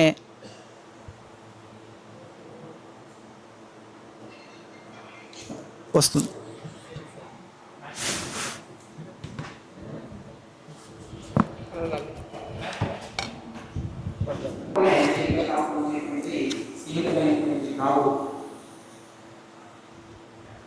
వేదకాలం నుండి ఏ యజ్ఞం చేయాలన్నా కూడా అక్కడ అవసరమయ్యేటువంటి యజ్ఞ పాత్రలు కూడా శుల్బ సూత్రాల్లో చెప్పినటువంటి విధంగా ఆ యజ్ఞ పాత్రలు లేదా యజ్ఞశాల, యజ్ఞకుండ నిర్మాణం అనేటువంటిది జరపబడుతూ ఉంది. అటువంటి అంశాలన్నింటినీ కూడా సంగ్రహించి వారు యజ్ఞశిల్ప అనేటువంటి ఒక పుస్తకాన్ని కూడా రచించి ఉన్నారు. కాబట్టి వారి యొక్క యజ్ఞశిల్పము, అలాగే శిల్పం యొక్క ఉత్పత్తి గురించి చెప్పవలసిందిగా ప్రార్థిస్తూ ఉన్నాం. కాడిచెల్ల వీరరావు శర్మ గురువు గారు, బళ్ళారి వాస్తవ్యులు, వారు శ్రీ గణేశ శారదా గురుభ్యో నమః. సదాశివ సమారంభాం శంకరాచార్య మధ్యమాం అస్మదాచార్య పర్యంతాం వందే గురు పరంపరాం. వేదిక యందు ఉపవిష్టులైనటువంటి పండితులారా, స్వామీజీ, ఈ శ్రోతలారా, ఇది పుణ్యమైనటువంటి పుణ్యప్రదమైన దినం. ఇది మనము ఏదైనా ఒక దేవాలయాన్ని నిర్మాణము చేయాలంటే, చేయించాలంటే, విగ్రహం చేయవాలంటే దానికి ఒక శాస్త్రం ఉంటుంది. ఎందుకప్ప శాస్త్రం లేకుండా సుందరంగా విగ్రహం తయారు చేస్తే సరిపోదా అని అనుకుంటారు చాలామంది. అయితే భగవద్గీతలో ఒక శ్లోకం ఉంచుకోండి. యశాస్త్ర విసృజ్య వర్తతే కామకారత నసిద్ధిమవాప్నోతి నా సుఖం నా పరాం గతిం తస్మాత్ శాస్త్రం ప్రమాణంతే కార్య అకార్య వ్యవస్థితౌ అని శ్రీకృష్ణ భగవానుడు అర్జునుడు చెప్తున్నాడు. అయ్యా నాయన అర్జున, ఎవరు శాస్త్ర విధానాన్ని ఉత్సృజ్య పక్కకు పెట్టి తమ మనసుకు వచ్చినట్టుగా చేస్తే నసిద్ధిమవాప్నోతి, సిద్ధి పొందదు. తస్మాత్ ఏం చేయాలప్ప అంటే కార్య అకార్య వ్యవస్థితం. అప్పుడు శాస్త్రం ప్రమాణంతే, నీకు శాస్త్రం ప్రమాణం అన్నాడు. ఏమప్ప శాస్త్రం అంటున్నారు కదా, ఏమి శాస్త్రం లేకుంటే గుడి కడితే సరిపోదా? డబ్బు ఇచ్చేవాడు ఇస్తా ఉన్నాడు, చేసేవాడు చేస్తా ఉన్నాడు అనవచ్చును. అయితే ఇక్కడ ఒక విషయం స్టాండ్ ఉంటే బాగుండే. ఒక విషయం ఏమప్ప అంటే, మనం దేవతలను ఆవాహన చేస్తారు కదప్ప. ఆవాహన చేసినప్పుడు ఆ దేవతలకు ఒక లక్షణం చెప్పి ఉంటారు శాస్త్రంలో. ఆ లక్షణము ఆ మూర్తి యందు లేకపోతే ఆ దేవతా శక్తి సాన్నిధ్యం ఉండదు. ఇది రహస్యం. మీరు బాగా ఆలోచన చేయండి. కొన్ని దేవాలయాలు అద్భుతంగా జనాలను ఆకర్షిస్తున్నాయి. అక్కడ భక్తుల యొక్క ఇష్టార్థం కూడా సిద్ధిస్తూ ఉంది. ఎందుకు అంటే, ఒకప్పుడు ఆ తపస్సంపన్నులైనటువంటి శిల్పాచార్యులు ఆ దేవాలయాన్ని శాస్త్రబద్ధంగా నిర్మాణం చేసినారు. అందువల్ల ఆ దేవాలయంలో ఆ సాన్నిధ్యం ఏర్పడింది. సరేనప్ప, దేవుణ్ణి ఎవరు చూసిరి అని ఒక ప్రశ్న. దేవుణ్ణి ఎవరు చూసినారు అంటే, ఒకప్పుడు దేవతలు మనుషులు ఒకే వేదిక పైన చేరేవాళ్ళు. బాగా గుర్తుపెట్టుకోండి. మనకు పురాణాలను పరిశీలన చేసినట్టయితే ఆ దశరథ మహారాజు కూడా దేవతలకు సహాయం చేయడానికి పోయినట్టుగా ఉన్నది కదా. అంటే దేవతలు తర్వాత మనుషులు ఒక చేరుతుండేవాళ్ళు కదా. అప్పుడేమైందప్ప అంటే మనుష్య స్వభావం ఏమైనా మానవ స్వభావం. అప్పుడు ఆ మానవులు ఏం చేస్తున్నారప్ప అంటే ఎక్కువ అతి సాన్నిహిత్యం ఏర్పడితే ఏమవుతుంది, అతి పరిచయాద అవజ్ఞ అని చెప్పి తాత్సారం అనుభవం కలుగుతుంది. ఎప్పుడైతే ఈ మనుషులకు ఆ దేవతల విషయంలో తాత్సారం అనుభవం ఏర్పడ్డదో అప్పుడు ఆ దేవతలు కాస్త వీళ్ళను ప్రత్యక్షంగా కనిపించడం అనుకున్నారు. అయితే కొన్ని తరాల తర్వాత ఆ దేవతలు చూసిన వాడు ఉంటారు కదా, మనం కాకపోతూ మన తాతను ముత్తాతను చూసింటాడు దేవతలను. వాళ్ళు ఏం చేసినారంటే ఆ దేవతా స్వరూపాన్ని శాస్త్రబద్ధం చేసినారు. ప్రియమైన ఆత్మీయురాలు దయచేసి వినండి నా మాటలు. ఏదో నాకు తెలిసిన మాటలు చెప్తాను, నేను పెద్ద పండితుడిని కాదు. తాము చూసినటువంటి ఆ దేవతా స్వరూపాన్ని శ్లోకబద్ధం చేసినారు, శాస్త్రబద్ధం చేసినారు. ఆ శాస్త్రంలో ఉన్నటువంటి ఆ దేవతామూర్తులను తమ తపస్సామర్థ్యంతో ఇటువంటి వాళ్ళు ఎక్కడ హృదయ కమల మధ్య దేవుడిని ఆడ చూడవాలంట.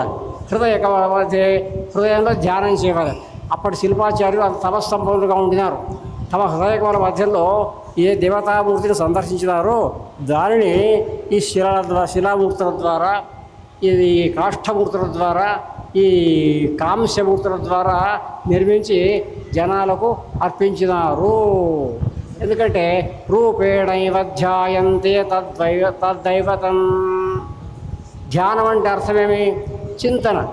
మనం ఒకసారి చూసింటే కదప్ప, ఇప్పుడు ఆయన చూసినాం, ఈ స్వామివారిని చూసినాము, ఓహో శృంగేరి పండితులు అంటే ఇట్టున్నారని మేము ఇంట్లో చెప్పుకున్నా కూడా మనకు సాక్షాత్కరిస్తుంది ఆ మూర్తి కదా.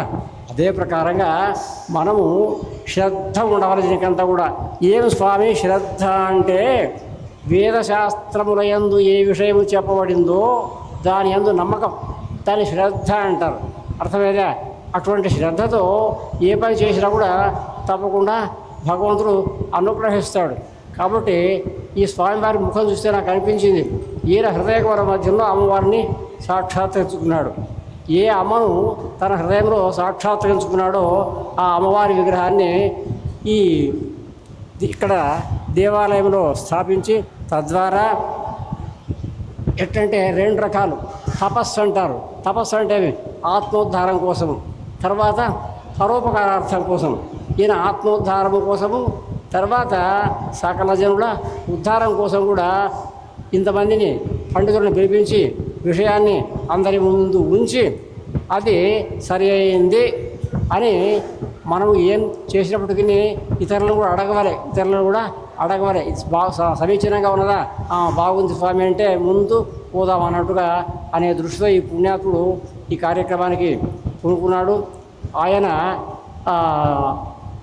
ఏ కార్యక్రమాన్ని సాధించాలని అనుకుంటున్నాడో ఆ కార్యక్రమాన్ని ఆ జగదాంబ ఆమె అనుగ్రహం లేకపోతే ఇంకా యాదేవి సర్వభూతేషు మాతృరూపేణ సంస్థిత నమస్తస్యై నమో నమః.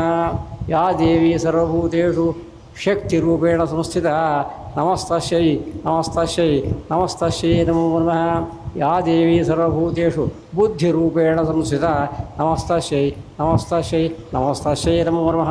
ఆ అమ్మ పరిపూర్ణ అనుగ్రహం చేత ఈ కార్యక్రమం సంరక్షణగా జరగవలే, అందరికి కూడా క్షేమం కలగాలి తద్వారా అని చెప్పి ఇది విశేషమైనటువంటి పెద్ద క్షేత్రంగా ముందుకు మనమంతా చూడకపోయినా మన ముందు తరాలు చూసి సంతోషించవలే అనే భావంతో మాకు అవకాశం కల్పించినటువంటి పుణ్యాత్మలకు మేము సాష్టాంగ నమస్కారం చేస్తూ మేము 4 మాటలు చెప్పడానికి మాకు అవకాశం కలిగినటువంటి పుణ్యాత్మలకు వర్ధతాం వివర్ధతాం సంవర్ధతాం అని మంగళాశాసనం చేస్తూ నా మాటలు ముగిస్తాను.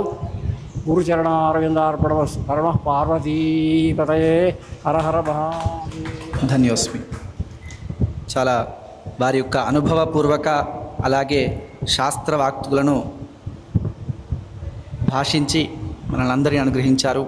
వారికి శిరస ప్రణామాలను తెలియజేస్తూ ఈ కార్యక్రమానికి చాలా దూరం నుంచి అడగగానే శృంగేరి నుంచి రాత్రంతా కూడా ప్రయాణం చేసి ఇక్కడికి వచ్చారు.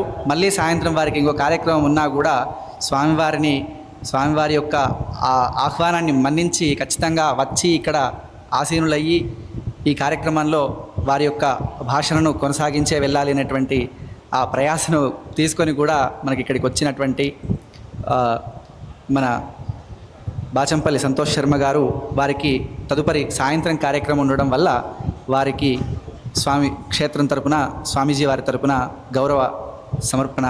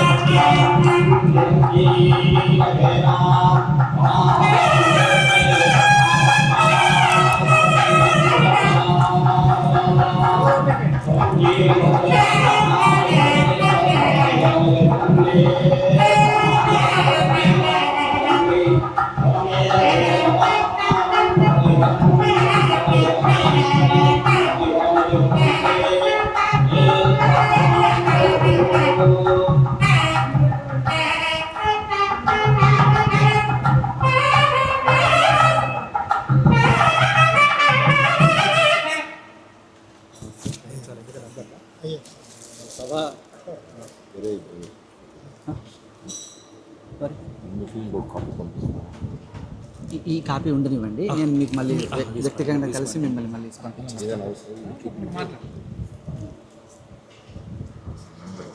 నేను పంపిస్తాను.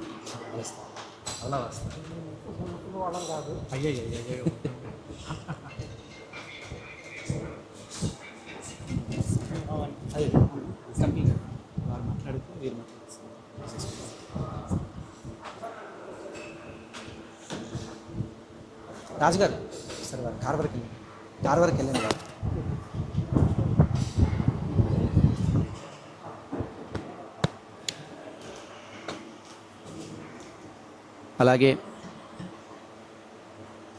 అలాగే ఈరోజు ఈ కార్యక్రమ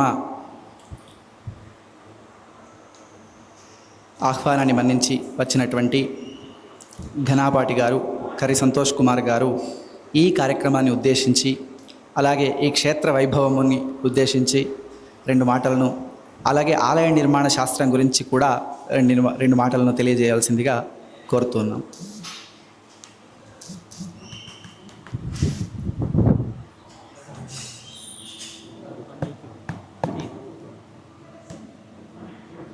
హర నమః పార్వతీపతయే హర హర మహాదేవ.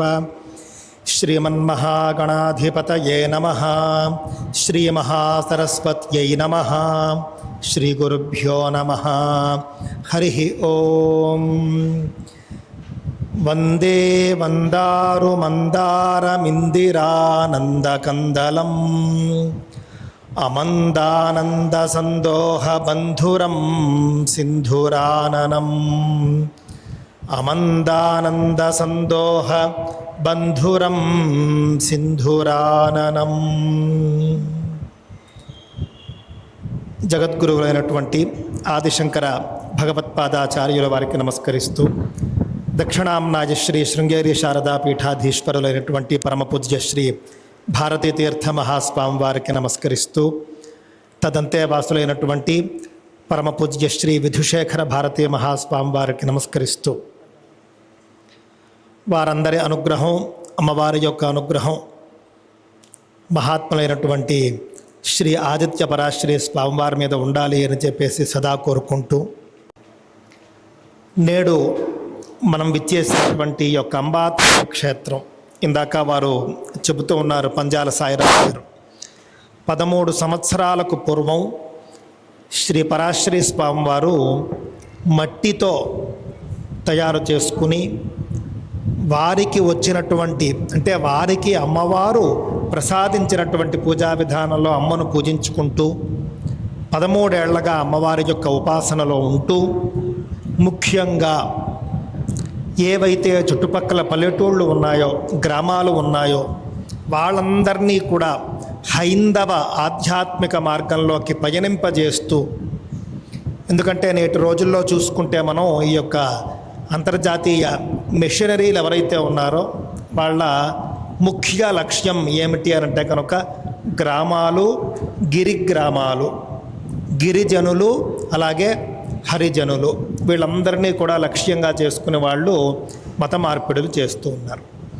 అలాంటి వాళ్ళు ఎవరూ కూడా సనాతన ధర్మంలో అందరూ భగవంతుణ్ణి పూజించాలి, ఎవరో కూడా మన ధర్మాన్ని విడిచిపెట్టి వెళ్ళకూడదు అని చెప్పేసి వారు ఎంతో కృషి చేస్తూ చక్కగా మొత్తం ఈ చుట్టుపక్కల ఉన్నటువంటి వందలాది గ్రామాల, వేలాది గ్రామ వాసులందరినీ కూడా అమ్మవారికి దగ్గర చేస్తూ వారిని హైందవ సనాతన ధర్మంలో దిగ్విజయంగా నడిపిస్తూ ఉన్నారు అని చెప్పడంలో ఎలాంటి సందేహం లేదు. అంబాత్రయ క్షేత్రం అన్నారు. ఎవరండి అంబాత్రయం అంటే మహాకాళి, మహాలక్ష్మి, మహాసరస్వతి. మార్కండేయ పురాణంలో మనందరికీ తెలిసినటువంటి దుర్గా సప్తశతిలో మనం చేసుకునేటటువంటి చండీ హోమంలో కూడా ఈ 3 అమ్మవారులనే మనం పూజిస్తాం. మహాకాళి, మహాలక్ష్మి, మహాసరస్వతి స్వరూపిణి అయినటువంటి చండీ అమ్మవారిని మనం పూజిస్తాం. ఇక్కడ కూడా చండీ హోమంలో మనం పూజించేటటువంటి అమ్మవారినే ఇక్కడ మొన్నటి వరకు ఈ రూపంలో, మృత్తిక రూపంలో పూజించుకుంటూ వస్తూ ఉన్నారు. రానున్న రోజుల్లో అద్భుతమైనటువంటి శిలా రూపంలో శాస్త్రోక్తంగా ప్రతిష్ఠ చేసి మనందరినీ కూడా రజత రూపంలో, అంటే వెండి విగ్రహం, వెండి ప్రతిమ రూపంలో అమ్మవారిని ప్రతిష్ఠించి మనందరికీ కూడా అమ్మవారి యొక్క అనుగ్రహం కలగాలి అని చెప్పేసి ఎంతో అద్భుతమైనటువంటి కృషి చేస్తూ ఉన్నారు. అమ్మవారి యొక్క కరుణ ఎలా ఉంటుంది అని చెప్పి త్వరగానే నేను ప్రసంగాన్ని ముగించే ప్రయత్నం చేస్తాను. సౌందర్యలహరిలో ఒక అద్భుతమైనటువంటి శ్లోకం ఉంటుంది. భవానిత్వం దాసే మయి వితర దృష్టిం స కరుణాం ఇతి స్తోతుం వాంఛన్ కథయతి భవానిత్వమితి యః తదైవత్వం తస్మై దిశసి నిజ సాయుజ్య పదవీం ముకుంద బ్రహ్మేంద్ర స్ఫుట మకుట నీరాజిత పదాం అన్నారు. చాలా అద్భుతమైన శ్లోకం. అమ్మవారి యొక్క కరుణ ఎలా ఉంటుంది అనంటే, భవానిత్వం దాసే మయి వితర దృష్టిం సకరుణాం అని చెప్పేసి ఈ యొక్క పాఠకుడు, సాధకుడు ప్రార్థిద్దాం అనుకుంటాడు. ఓ తల్లి, నీ దాసుణ్ణైనటువంటి నా యందు నీ యొక్క కరుణాపూరితమైనటువంటి దృష్టిని ప్రసాదించు అని ప్రార్థించడానికి పూనుకున్నవాడై ఈ సాధకుడు భవాని అంటాడు. అంటే ఇంకా మొత్తం వాక్యం కూడా పూర్తి కాదు, భవాని అంటాడు. అన్న వెంటనే అమ్మవారికి అనుగ్రహం వచ్చేసి భవానిత్వమితయ ఇతి స్తోతుం వాంఛన్ కథయతే భవానిత్వమితయ, భవాని అన్న వెంటనే అమ్మవారికి అనుగ్రహం వచ్చేసి తదైవత్వం తస్మై, మొత్తం వాక్యం చెప్పకుండానే వాక్యంలో పదో వంతైనటువంటి ఒక్క పదం చెప్పగానే అప్పుడే తదైవ త్వం తస్మై దిశసి నిజ సాయుజ్య పదవీం.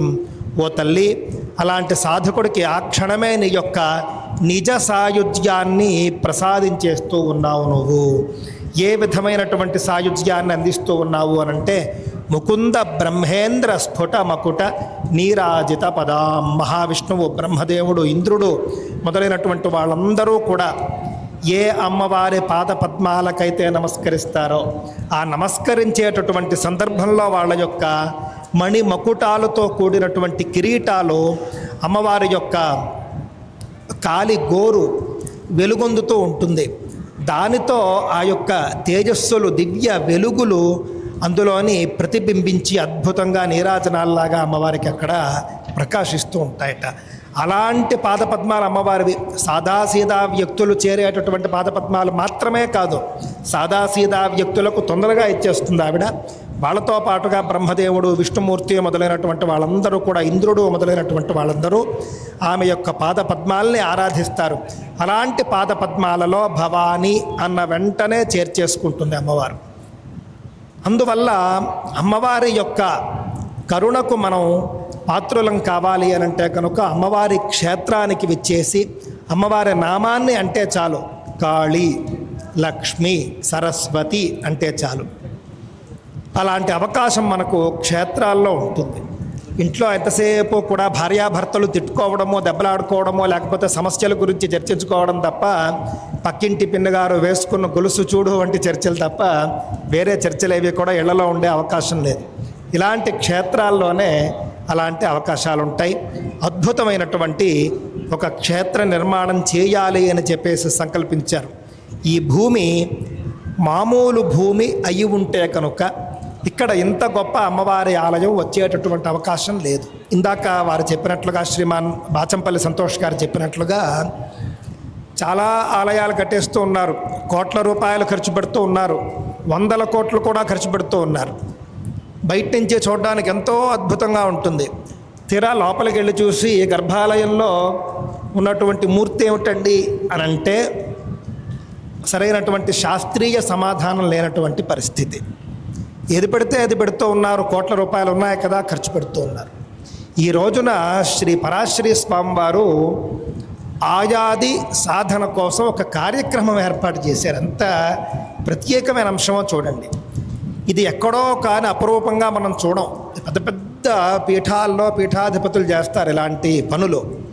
అలాంటి గొప్ప పీఠాధిపతుల మార్గదర్శనంలో మొన్నే వారు శృంగేరి పీఠాధిపతులను దర్శించి వచ్చారు. వారి ఆశీస్సులు పొంది వచ్చారు. నేనేం చేసినా కూడా ఎవరు ఏమనర్లే, ఎవరు అడగర్లే, నన్నెవరు అడుగుతారు అని లోకంలో ఏది పడితే అది చేసేవాళ్ళు ఉన్నారు. అలా చేసిన చెల్లుతుంది కూడా, చల్లదని కాదు, చెల్లుతుంది లోకంలో. అయినప్పటికీ కూడా మనస్వామి వారు ఏం చేస్తూ ఉన్నారు అని అంటే, నేను సంపూర్ణంగా అంతా కూడా శాస్త్రీయంగా చేస్తాను, సప్రమాణంగా చేస్తాను, ఎలా పెడితే అలా నేను చేయను అని చెప్పేసి వారు సంప్రదాయంగా చదువుకున్నటువంటి ఒక స్థాపత్య సంప్రదాయం వారి పరిచయం ఉంటే చెప్పండి అని చెప్పేసి నన్ను అడిగినప్పుడు ఉత్తరం కూడా అదే విధంగా సప్రమాణంగా ఒక ఆలయ నిర్మాణం చేస్తూ ఉన్నారు. కావున ఇది కూడా 100 సంవత్సరాల పాటు ఈ భూమిలో, ఈ భరత భూమిలో వెలసిల్లి ప్రకాశించాలి, భాసిల్లాలి అని చెప్పేసి నేను కోరుకుంటూ ఉన్నాను. ఈ యొక్క క్షేత్రానికి రావడం అనేటటువంటిది అమ్మవారు పిలిపించుకుంటే వస్తాం, లేకపోతే లేదు. వారు అమ్మవారి ఉపాసకులు, అమ్మవారి యొక్క నామం చెప్పుకుంటూ ఉంటారు. పాపం నేను చాలా ఉపన్యాసాల్లో నేను వారిని చూశాను. నేనేమీ పెద్దగా పీఠాధిపతిని చెప్పుకోవటం లేదండి, నేనేమీ పెద్దగా ఇదని చెప్పుకోవటం లేదు. నాకు తెలిసిన ఒక 4 మాటలు చెబుతూ ఉన్నాను. ఆ చెప్పిన మాటలు నచ్చిన వాళ్ళు నాతో కలిసి నడుస్తూ ఉన్నారు. నేను చెప్పిన మాటలు ఆచరించి కాస్త పుణ్యాన్ని సంపాదించుకుని మంచి మార్గంలో పయనించి తరిస్తూ ఉన్నారు. నాకు తెలిసిన 4 మాటలు చెబుతున్నాను తప్ప వేరే ఏమీ లేదు అని చెప్పేసి అత్యంత నిరాడంబరంగా వారు ఉంటూ అందరినీ కూడా అద్భుతమైనటువంటి భక్తి మార్గంలో నడిపిస్తూ ఉన్నారు. భగవంతుడు వారికి ఇంకా ఇంకా అద్భుతమైనటువంటి శక్తిని ఇవ్వాలి అని చెప్పేసి కోరుకుంటూ ఉన్నాను. వారు మళ్ళీ ఇదే స్థలంలో ఈ యొక్క ఆలయ నిర్మాణాన్ని చేయబోతూ ఉన్నారు. ఆలయ నిర్మాణం పూర్తిగా అయిన తర్వాత మళ్ళీ మనమంతా కూడా ఇక్కడ కలుద్దాము. మళ్ళీ కూడా రజతమూర్తి అని చెప్తే కూడా ఆశ్చర్యపోతూ ఉన్నాను. చాలా తక్కువగా ఉంటుందండి. అంటే మన దేశంలో ఎక్కడో 1-2 చోట్ల ఉన్నట్టుంది అంతే. మొత్తం వెండితోనే మూర్తి చేయడం అంటే ఆ యొక్క 5 రకాల దేవాలయ మూర్తుల్లో వెండి మూర్తి కూడా ఒకటంటే బంగారం కానీ వెండి కానీ ఇతర లోహాలు కానీ చేస్తారు. వీరు వెండి ఎంచుకున్నారు, చంద్ర సంబంధమైనటువంటి లోహాన్ని ఎంచుకున్నారు. శివ సంబంధమైనటువంటి లోహం అది. పరమశివుడు యొక్క దేహం నుండి ఉద్భవించినటువంటి ఒక లోహం అది. అలాంటి లోహాన్ని వారు అమ్మవారి విగ్రహానికి ఎంచుకోవడం అనేది శివశక్తుల యొక్క కలయిక తప్ప వేరు కాదు అని చెప్పేసి కూడా తెలియజేసుకుంటూ, ఎంతో దిగ్విజయంగా ఈ యొక్క ఆలయ నిర్మాణము ప్రతిష్ట అన్నీ కూడా సంపూర్ణమవ్వాలి అని చెప్పేసి కోరుకుంటూ, ఈ ఆలయానికి భవిష్యత్తులో వీరి యొక్క ప్రార్థన మేరకు శంకరాచార్య స్వరూపులైనటువంటి ఆమ్నాయ పీఠాధిపతులు కూడా వచ్చి ఆశీర్వాదం చేయగలరేమో, చేస్తారేమో అని చెప్పేసి కూడా నేను అనుకుంటూ ఉన్నాను. వారిని కూడా ప్రార్థన చేస్తూ ఉన్నాను. మరొక్కసారి ఆదిత్య పరాశ్రీ స్వామి వారికి కూడా నమస్కరిస్తూ నా యొక్క ఉపన్యాసాన్ని ముగించే ప్రయత్నం చేస్తున్నాను. స్వస్తి.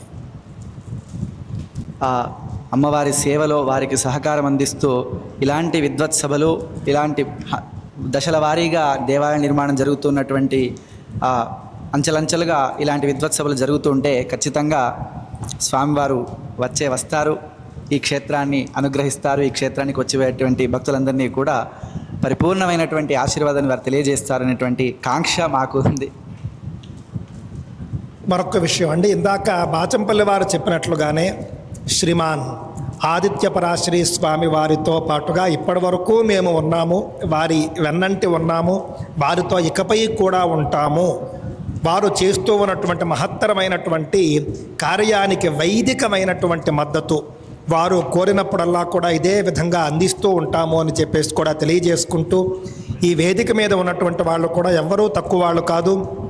వేద పండితులు, వేదాంత పండితులు వీరున్నారు. కృష్ణ శర్మ గారు సామవేదము మరియు వేదాంత పండితులు. అదేవిధంగా అక్కడ ఉన్నటువంటి చందేష్ శర్మ గారు కావచ్చు, ఇందాక చెప్పినటువంటి స్థాపత్య కేసరి గారు కావచ్చు, ముఖ్యంగా వీరరాఘవ శర్మ గారు కావచ్చు, తాతా సందీప్ శర్మ గారు కావచ్చు. వారు శతావధాని. వారు ఎప్పుడో ఒక 8 ఏళ్లకు పూర్వమో ఎప్పుడో మన దత్తపీఠంలో అష్టావధానం చేశారు, చాలా అద్భుతంగా చేశారు. ఇక్కడికి ఉన్నటువంటి వారందరూ కూడా విద్వాంసులే. విద్వాంసులందరూ కూడా వచ్చి ఒక సూచన ఏమైనా చేస్తే మేము స్వీకరిస్తాము అని చెప్పేసి సిద్ధంగా ఉండి అందరినీ ఆహ్వానించారు. అందుకు ఇక్కడికి అందరూ వచ్చారు. అందరికీ కూడా చెప్పడానికి తగినంత చనువు అన్నీ కూడా ఇక్కడ ఉన్నాయి. ఎల్లప్పుడూ కూడా వారి వెంట మేము ఉంటాము. వారు మరింత బలంగా, మరింత దైవిక బలంతో ముందుకు వెళ్ళాలి అని చెప్పేసి కోరుతున్నాను. వేలాది మంది హిందూ బంధువుల్ని ఇంతకంటే కూడా బలంగా మన హిందూ ధర్మంలో నడిపించాలి అని చెప్పేసి కూడా నేను కోరుకుంటూ ఉన్నాను. స్వస్తి. ఇలా ఇదే రీతిగా ఈ సహకారం ఉంటూ ఇంకా కూడా మీరు కాంక్షిస్తున్నట్టుగా ఈ దేవాలయం అనేటువంటి ముందుకెళ్తుంది. అలాగే ఈ దేవాలయానికి సంబంధించినటువంటి ధార్మిక ఆచారాలు అలాగే వైదిక క్రియలు అన్నిటి యొక్క సలహాదారు, అలాగే వాటిని అన్నింటినీ కూడా చేస్తున్నటువంటి వేద విద్యా వాచస్పతి, ఋగ్వేద యజుర్వేద విద్వాంసులు విద్వాన్ శ్రీ చంద్రేష్ శర్మ గారు నన్ను ఈ వైదిక మార్గంలో ప్రోత్సహించి అంతో ఇంతో శాస్త్రం మీద ఆసక్తి ద్విగుణీకృతం అయ్యేలాగా, అలాగే సంస్కారవంతంగా తీర్చిదిద్దుతూ నన్ను నడిపిస్తున్నటువంటి మా యొక్క గురుదేవులు చంద్రేష్ శర్మ గారిని 2 మాటలు ఈ దేవాలయ నిర్మాణం గురించి, అమ్మవారి గురించి, క్షేత్రం గురించి మాట్లాడవలసిందిగా కోరు.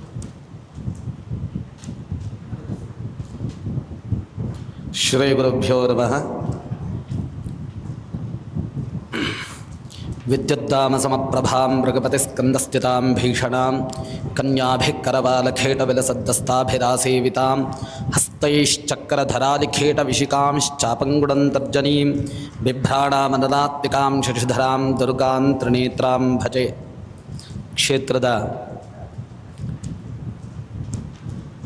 ಮಹಾಕಾಳಿ, ಮಹಾಲಕ್ಷ್ಮಿ, ಮಹಾಸರಸ್ವತಿಯ ಸ್ವರೂಪಿಣಿಯಾದ ಜಗನ್ಮಾತೆಯನ್ನು ಸ್ಮರಿಸುತ್ತಾ, ಹಾಗೆ ಸದ್ಗುರುಗಳ ಚರಣಾರವಿಂದಗಳಿಗೆ ನಮಸ್ಕರಿಸುತ್ತಾ, ಹಾಗೆ ಕ್ಷೇತ್ರದ ಅಧಿಪತಿಗಳಾಗಿರತಕ್ಕಂತಹ ಆದಿತ್ಯ ಪರಾಶರ ಸ್ವಾಮಿಗಳಿಗೂ ಕೂಡ ನಮಸ್ಕರಿಸುತ್ತಾ, ವೇದಿಕೆ ಮೇಲಿರುವಂತಹ ಎಲ್ಲ ವೈದಿಕ ವಿದ್ವಾಂಸರನ್ನು ಹಾಗೆ ಎಲ್ಲ ಶಿಲ್ಪಶಾಸ್ತ್ರಜ್ಞರನ್ನು ಕೂಡ ನಮಸ್ಕರಿಸುತ್ತಾ, ವಿಶೇಷವಾಗಿ ಜಗನ್ಮಾತೆಯ ಆಲಯ ನಿರ್ಮಾಣ ಅಂಗವಾಗಿ ದೇವಾಲಯದ ಯಾವ ಆಯ ಪ್ರಮಾಣವಿದೆಯೋ ಅದನ್ನು ನಿರ್ಣಯವನ್ನು ಮಾಡುವಂತಹ ಉದ್ದೇಶದಿಂದ ಎಲ್ಲ ವಿದ್ವಾಂಸರನ್ನು ಕರೆದು ಇವತ್ತು ವಿಶೇಷವಾಗಿ ನಿರ್ಣಯವನ್ನು ಮಾಡ್ತಾ ಇರತಕ್ಕಂತಹ ನಮ್ಮ ಆದಿತ್ಯ ಪರಾಶರ ಸ್ವಾಮಿಗಳನ್ನು ಅಭಿನಂದಿಸ್ತಾ ಇದ್ದೇನೆ. ಯಾಕೆ ಅಂತ ಹೇಳಿದರೆ, ಯಾವತೀರ್ವೈ ದೇವತಾಸ್ತಾ ಸರ್ವ ವೇದವಿಧಿ ಬ್ರಾಹ್ಮಣೇ ವಸಂತಿ. ಯಾರು ವೇದ ಮತ್ತು ಶಾಸ್ತ್ರಗಳನ್ನು ಅಧ್ಯಯನವನ್ನು ಮಾಡಿರುತ್ತಾರೋ ಅವರಲ್ಲಿ ಸಾಕ್ಷಾತ್ ಆ ಜಗನ್ಮಾತೆಯ ಸಾನ್ನಿಧ್ಯವಿರುತ್ತದೆ, ವೇದ ಪುರುಷನ ಸಾನ್ನಿಧ್ಯವಿರುತ್ತೆ ಅಂತ ಶಾಸ್ತ್ರ ಹೇಳುತ್ತೆ. ಅದರಿಂದ ಅವರನ್ನು ಗೌರವಿಸಿ ಆ ಶಾಸ್ತ್ರಗಳ ಬಗ್ಗೆ ವಿಶೇಷವಾದಂತಹ ಚಿಂತನೆಯನ್ನು ನಡೆಸುವುದರಿಂದ ಆ ಕಾರ್ಯ ಮುಕ್ತವಾಗಿ ಮತ್ತು ಉತ್ತಮ ರೀತಿಯಲ್ಲಿ ನಡೆಯುತ್ತೆ ಅಂತ ಶಾಸ್ತ್ರಕಾರರು ಹೇಳುತ್ತಾರೆ. ಅದರಿಂದ ಈ ಒಂದು ಶಿಲ್ಪಶಾಸ್ತ್ರದ ಪ್ರಕಾರವಾಗಿ ನಾವು ದೇವಾಲಯ ನಿರ್ಮಾಣವನ್ನು ಮಾಡುವಂತಹ ಕಾಲದಲ್ಲಿ ಅಥವಾ ಪ್ರತಿಮಾ ನಿರ್ಮಾಣ ಮಾಡುವ ಕಾಲದಲ್ಲಿ ಆ ವಿದ್ವಾಂಸರ ಅವಶ್ಯಕತೆ ಇದ್ದು, ಈ ಶಿಲ್ಪಶಾಸ್ತ್ರದಲ್ಲಿ ಕಾಶ್ಯಪ ಶಿಲ್ಪಶಾಸ್ತ್ರದಲ್ಲಿ ಉಕ್ತಿಯ ಮೊದಲಿಗೆ ಜ್ಯೋತಿಷ್ಶಾಸ್ತ್ರಗಳನ್ನು ಜ್ಯೋತಿಷ್ಯ ಶಾಸ್ತ್ರದಲ್ಲಿ ಪ್ರಣೀತರಾಗಿರ್ತಕ್ಕಂತಹ ಹಾಗೆ ಶಿಲ್ಪಶಾಸ್ತ್ರ ಕೋವಿದರನ್ನು ಹಾಗೆ ಆಗಮಶಾಸ್ತ್ರ ಕೋವಿದರನ್ನು ಸೇರಿಸಿ ಅವರ ಮೂಲಕವಾಗಿ ಆ ಒಂದು ವಿಶೇಷವಾದ ಆಲಯ ನಿರ್ಮಾಣದ ಯಾವ ಆಯ ಪ್ರಮಾಣಗಳಿದೆಯೋ ಅದನ್ನು ನಿರ್ಣಯವನ್ನು ಮಾಡಬೇಕು ಅಂತ ಕಾಶ್ಯಪ ಶಿಲ್ಪಶಾಸ್ತ್ರಾದಿ ಗ್ರಂಥಗಳಲ್ಲಿ ಉಲ್ಲೇಖವನ್ನು ಮಾಡುತ್ತದೆ. ಅದರಿಂದ ಆ ಶಾಸ್ತ್ರಬದ್ಧವಾಗಿ ನಾವು ಅದನ್ನು ನಿರ್ಮಾಣವನ್ನು ಮಾಡಿದಾಗ ಮಾತ್ರ ಆ ದೇವತೆಯ ಸಾನ್ನಿಧ್ಯ ಎಂಬತಕ್ಕಂತಹದ್ದು ಕ್ಷೇತ್ರದಲ್ಲಿ ವೃದ್ಧಿಯಾಗತ್ತೆ ಅಂತ ಶಾಸ್ತ್ರಕಾರರು ಹೇಳ್ತಾರೆ. ಚಿನ್ಮಯಸ್ಯ ದ್ವಿತೀಯಸ್ಯ ನಿಷ್ಕಲಸ್ಯ ಶರೀರಿಣಃ ಉಪಾಸಕಾನಾಂ ಕಾರ್ಯಾರ್ಥಂ ಬ್ರಹ್ಮಣೋ ರೂಪಕಲ್ಪನಾ ರೂಪಸ್ಥಾನಾಂ ದೇವತಾನಾಂ ಸ್ತ್ರೀ ಪುಂಸ್ಯಾದ್ಯಂಗಕಲ್ಪನಾ. ಯಾವ ಪರಬ್ರಹ್ಮ ಸ್ವರೂಪವಿದೆಯೋ, ವೇದ ಪುರುಷನಿದ್ದಾನೋ, ಅಥವಾ ನಾವು ಯಾವ ಯಾವ ರೂಪದಲ್ಲಿ ನಾವು ಭಗವಂತನನ್ನು ಆರಾಧನೆಯನ್ನು ಮಾಡುತ್ತಾ ಇದ್ದೇವೋ, ಏಕಂ ಸದ್ವಿಪ್ರಾ ಬಹುಧಾ ವದಂತಿ, ಒಬ್ಬನೇ ಭಗವಂತನನ್ನು ನಾನಾ ವಿಧವಾದ ನಾಮರೂಪಗಳಿಂದ ನಾವು ಆರಾಧನೆಯನ್ನು ಮಾಡುತ್ತಾ ಇದ್ದೇವೋ, ಅಂತಹ ನಾಮರೂಪಗಳನ್ನು ಹೊಂದಿರತಕ್ಕಂತಹ ಭಗವಂತನನ್ನು ವೇದದಲ್ಲಿ ಅವನನ್ನು ಆ ಭಗವಂತನನ್ನು ವಿಶೇಷವಾಗಿ ಯಾವುದೇ ರೀತಿಯ ರೂಪ ಮತ್ತು ಆ ರೂಪಗಳು ಇಲ್ಲದೇ ಇರತಕ್ಕಂತಹ ಭಗವಂತನನ್ನಾಗಿ ವರ್ಣನೆಯನ್ನು ಮಾಡಲಾಗಿದೆ. ಆ ರೂಪವನ್ನು ಮೀರಿರ್ತಕ್ಕಂತಹ ಭಗವಂತನನ್ನು ಒಂದು ರೂಪದ ಸ್ವರೂಪಕ್ಕೆ ತರಬೇಕು ಅಂತಾದರೆ ಪ್ರತಿಮಾ ಸ್ವಲ್ಪ ಬುದ್ಧೀನಾಂ ಯೋಗಿನಾಂ ಹೃದಯೇ ಹರಿಹಿ. ಯಾವ ಒಂದು ಧ್ಯಾನಕ್ಕೆ ನಾವು ಕುಳಿತಾಗ ಭಗವಂತನ ನಾಮವನ್ನು ಸ್ಮರಣೆಯನ್ನು ಮಾಡಿದಾಗ ಅವನ ಆಕಾರ ಯಾರಿಗೆ ಮನಸ್ಸಿಗೆ ಬರದೆ ಏಕಾಗ್ರತೆಯಿಂದ ಅವನ ಚ್ಯುತಿಯನ್ನು ಹೊಂತಾನೋ ಅಂಥವರ ಉದ್ಧಾರಕ್ಕೋಸ್ಕರವಾಗಿ ಪ್ರತಿಮೆಯ ನಿರ್ಮಾಣವಾಗಬೇಕು ಅಂತ ಶಾಸ್ತ್ರಕಾರರು ನಿರ್ಣಯವನ್ನು ಮಾಡಿದರು. ಆ ಪ್ರತಿಮೆ ಮತ್ತು ದೇವಾಲಯವು ಶಾಸ್ತ್ರಬದ್ಧವಾಗಿದ್ದಾಗ ಮಾತ್ರ ಆ ಭಗವಂತ ಆ ಚೈತನ್ಯವನ್ನು ಆ ವಿಗ್ರಹದಲ್ಲಿ ಇಡುತ್ತಾನೆ. ಅದರಿಂದ ವಿಗ್ರಹಸ್ಯಾಭಿರೂಪೇಣ ದೇವ ಸಾನ್ನಿಧ್ಯ ಮೃಚ್ಛತಿ. ಯಾವ ವಿಗ್ರಹದ ರೂಪ ಮಾತ್ರ ಅಲ್ಲ, ಅಲ್ಲಿ ಬಳಸಿರ್ತಕ್ಕಂತಹ ಯಾವ ಆಯ ಪ್ರಮಾಣಗಳಿದೆಯೋ ಆ ಆಯ ಪ್ರಮಾಣವನ್ನು ಅನುಗ್ರಹವನ್ನು ಮಾಡಿಕೊಂಡು ಭಗವಂತ ಆ ವಿಗ್ರಹದಲ್ಲಿ ಮತ್ತು ದೇವಾಲಯದಲ್ಲಿ ಸಾನ್ನಿಧ್ಯವನ್ನು ಇರಿಸ್ತಾನೆ ಅಂತ ಶಾಸ್ತ್ರ ಹೇಳುತ್ತೆ. ಅದರಿಂದ ಆ ಒಂದು ಭಗವಂತನ ಕಲ್ಪನೆಯನ್ನು ಕೇವಲ ಪ್ರತಿಮೆಯಲ್ಲಿ ಮಾತ್ರ ಚಿಂತನೆಯನ್ನು ಮಾಡಲಿಲ್ಲ, ಇಡೀ ದೇವಾಲಯದಲ್ಲೇ ಚಿಂತನೆಯನ್ನು ಮಾಡಿದ್ರು. ದೇಹೋ ದೇವಾಲಯ ಪ್ರೋಕ್ತೋ ಜೀವೋ ಹಂಸ ಸದಾಶಿವ. ಯಾವ ಭಗವಂತ ಇದ್ದಾನೋ ಅವನು ಕೇವಲ ಪ್ರತಿಮಾ ರೂಪದಲ್ಲಿ ಇಲ್ಲ, ಇಡೀ ದೇವಾಲಯ ರೂಪದಲ್ಲೇ ಇದ್ದಾನೆ ಎನ್ನುವಂತಹ ಉದ್ದೇಶದಿಂದ ಆ ದೇವಾಲಯವನ್ನೇ ಭಗವಂತ ಎನ್ನುವಂತಹ ವಿಶೇಷವಾದ ಯುಕ್ತಿಯಿಂದ ಆ ಒಂದು ದೇವಾಲಯದ ನಿರ್ಮಾಣದ ಶಾಸ್ತ್ರವನ್ನು ನಿರ್ಮಾಣ ಮಾಡಲಾಗಿದೆ. ಹೇಗೆ ನಮಗೆ ವೇದದಲ್ಲಿ ನಮ್ಮ ಸಾಯಿರಾಮ ಅವರು ಮೊದಲೇ ಹೇಳಿದರು ವಿಷಯವನ್ನು, ನಾವು ವೇದವನ್ನು ಮಂತ್ರ ಹೇಳಬೇಕಾದ್ರೆ ಗಣಾನಾಂತ್ವ ಗಣಪತಿಂ ಹವಾಮಹೇ, ಈ ಮಂತ್ರದಲ್ಲಿ ಉದಾತ್ತ ಅನುದಾತ್ತ ಸ್ವರಿತಗಳು ಬಂದಾಗ ಅದನ್ನು ಮಾತ್ರ ನಾವು ಮಂತ್ರ ಅಂತ ಹೇಳ್ತೀವಿ. ಕೇವಲ ಶಬ್ದಗಳ ರಾಶಿಯನ್ನು ಮಂತ್ರ ಅಂತ ಹೇಳೋದಿಲ್ಲ. ಆ ಶಬ್ದಕ್ಕೆ ಇರತಕ್ಕಂತಹ ಯಾವ ಉಚ್ಚೈರುದಾತ್ತ ನೀಚೈರನುದಾತ್ತ ಸಮಾಹಾರ ಸ್ವರಿತ ಆ ಲೆಕ್ಕದಲ್ಲಿ ಉದಾತ್ತ ಅನುದಾತ್ತ ಸ್ವರಿತಗಳು ಸರಿಯಾಗಿ ಬಂದಾಗ ಮಾತ್ರ ಅದು ಒಂದು ಮಂತ್ರವಾಗಿ ಪರಿವರ್ತನೆ ಆಗುತ್ತೆ. ಆ ದೇವತೆ ಅಲ್ಲಿಗೆ ಬಂದು ಪ್ರತ್ಯಕ್ಷರಾಗ್ತಾರೆ. ಅದರಿಂದ ಅದಕ್ಕೆ ವಿರುದ್ಧವಾದ ಸ್ವರತೋ ವರ್ಣತೋ ವಾ ಮಿಥ್ಯಾ ಪ್ರಯುಕ್ತ ನ ಚಮರ್ಥಮಾಹು ಸ ವಾಗ್ವಜ್ರಿ ಯಜಮಾನಂ ಹಿನಸ್ತಿ. ಯಾವ ಮಂತ್ರವನ್ನು ಹೇಳಬೇಕಾದರೆ ಅದಕ್ಕೆ ಸ್ವರವಿಲ್ಲದೆ ಸರಿಯಾದ ಶುದ್ಧವಾದ ಉಚ್ಚಾರಣೆ ಇಲ್ಲದೆ ಆ ಮಂತ್ರವನ್ನು ಹೇಳಿದರೆ ಅವನು ಕರ್ತ ಮತ್ತು ಯಾವ ಆ ಹೇಳಿದವನು ಮತ್ತು ಆ ಕರ್ತೃವು ಕೂಡ ನಾಶವಾಗ್ತಾರೆ ಅಂತ ಹೇಳುತ್ತೋ ಹಾಗೆ ಶಿಲ್ಪಶಾಸ್ತ್ರಬದ್ಧವಾಗಿ ಯಾವ ದೇವಾಲಯದ ನಿರ್ಮಾಣವಾಗುವುದಿಲ್ವೋ ಅಥವಾ ಪ್ರತಿಮಾ ನಿರ್ಮಾಣವಾಗುವುದಿಲ್ವೋ ಆಗ ಮಾಡಿದಂತಹ ಕರ್ತೃವಿಗೂ ಮತ್ತು ಮಾಡಿದಂತಹ ಶಿಲ್ಪಿಗೂ ಕೂಡ ದೋಷವಾಗುತ್ತೆ ಅಂತ ಶಾಸ್ತ್ರ ಹೇಳುತ್ತೆ. ಅದರಿಂದ ಆ ಪ್ರಮಾಣವನ್ನು ನಾವು ಸರಿಯಾಗಿ ತಿಳಿಬೇಕು ಅಂದರೆ ಶಾಸ್ತ್ರಗಳನ್ನು ನಾವು ಸರಿಯಾಗಿ ಅಧ್ಯಯನವನ್ನು ಮಾಡಬೇಕು. ಅದಕ್ಕೆ ಮೂಲ ಗ್ರಂಥಗಳು ನಾವೀಗಾಗಲೇ ನಾವು ಕೇಳಿದ್ದೇವೆ. ಕಾಶ್ಯಪ ಶಿಲ್ಪಶಾಸ್ತ್ರ, ಮಯಮತಾದಿಗಳು, ಹಾಗೆ ಅನೇಕ ಶಿಲ್ಪಶಾಸ್ತ್ರ ಗ್ರಂಥಗಳನ್ನು, ಶಿಲ್ಪರತ್ನ. ನಾವು ದಕ್ಷಿಣ ಕನ್ನಡದ ಕಡೆಗೆ ಹೋದರೆ ತಂತ್ರಸಾರಾಗಮಗಳು, ತಂತ್ರ ಸಮುಚ್ಚಯ, ಅನೇಕ ಗ್ರಂಥಗಳು ನಮಗೆ ಅಲ್ಲಿ ಲಭ್ಯವಾಗುತ್ತೆ.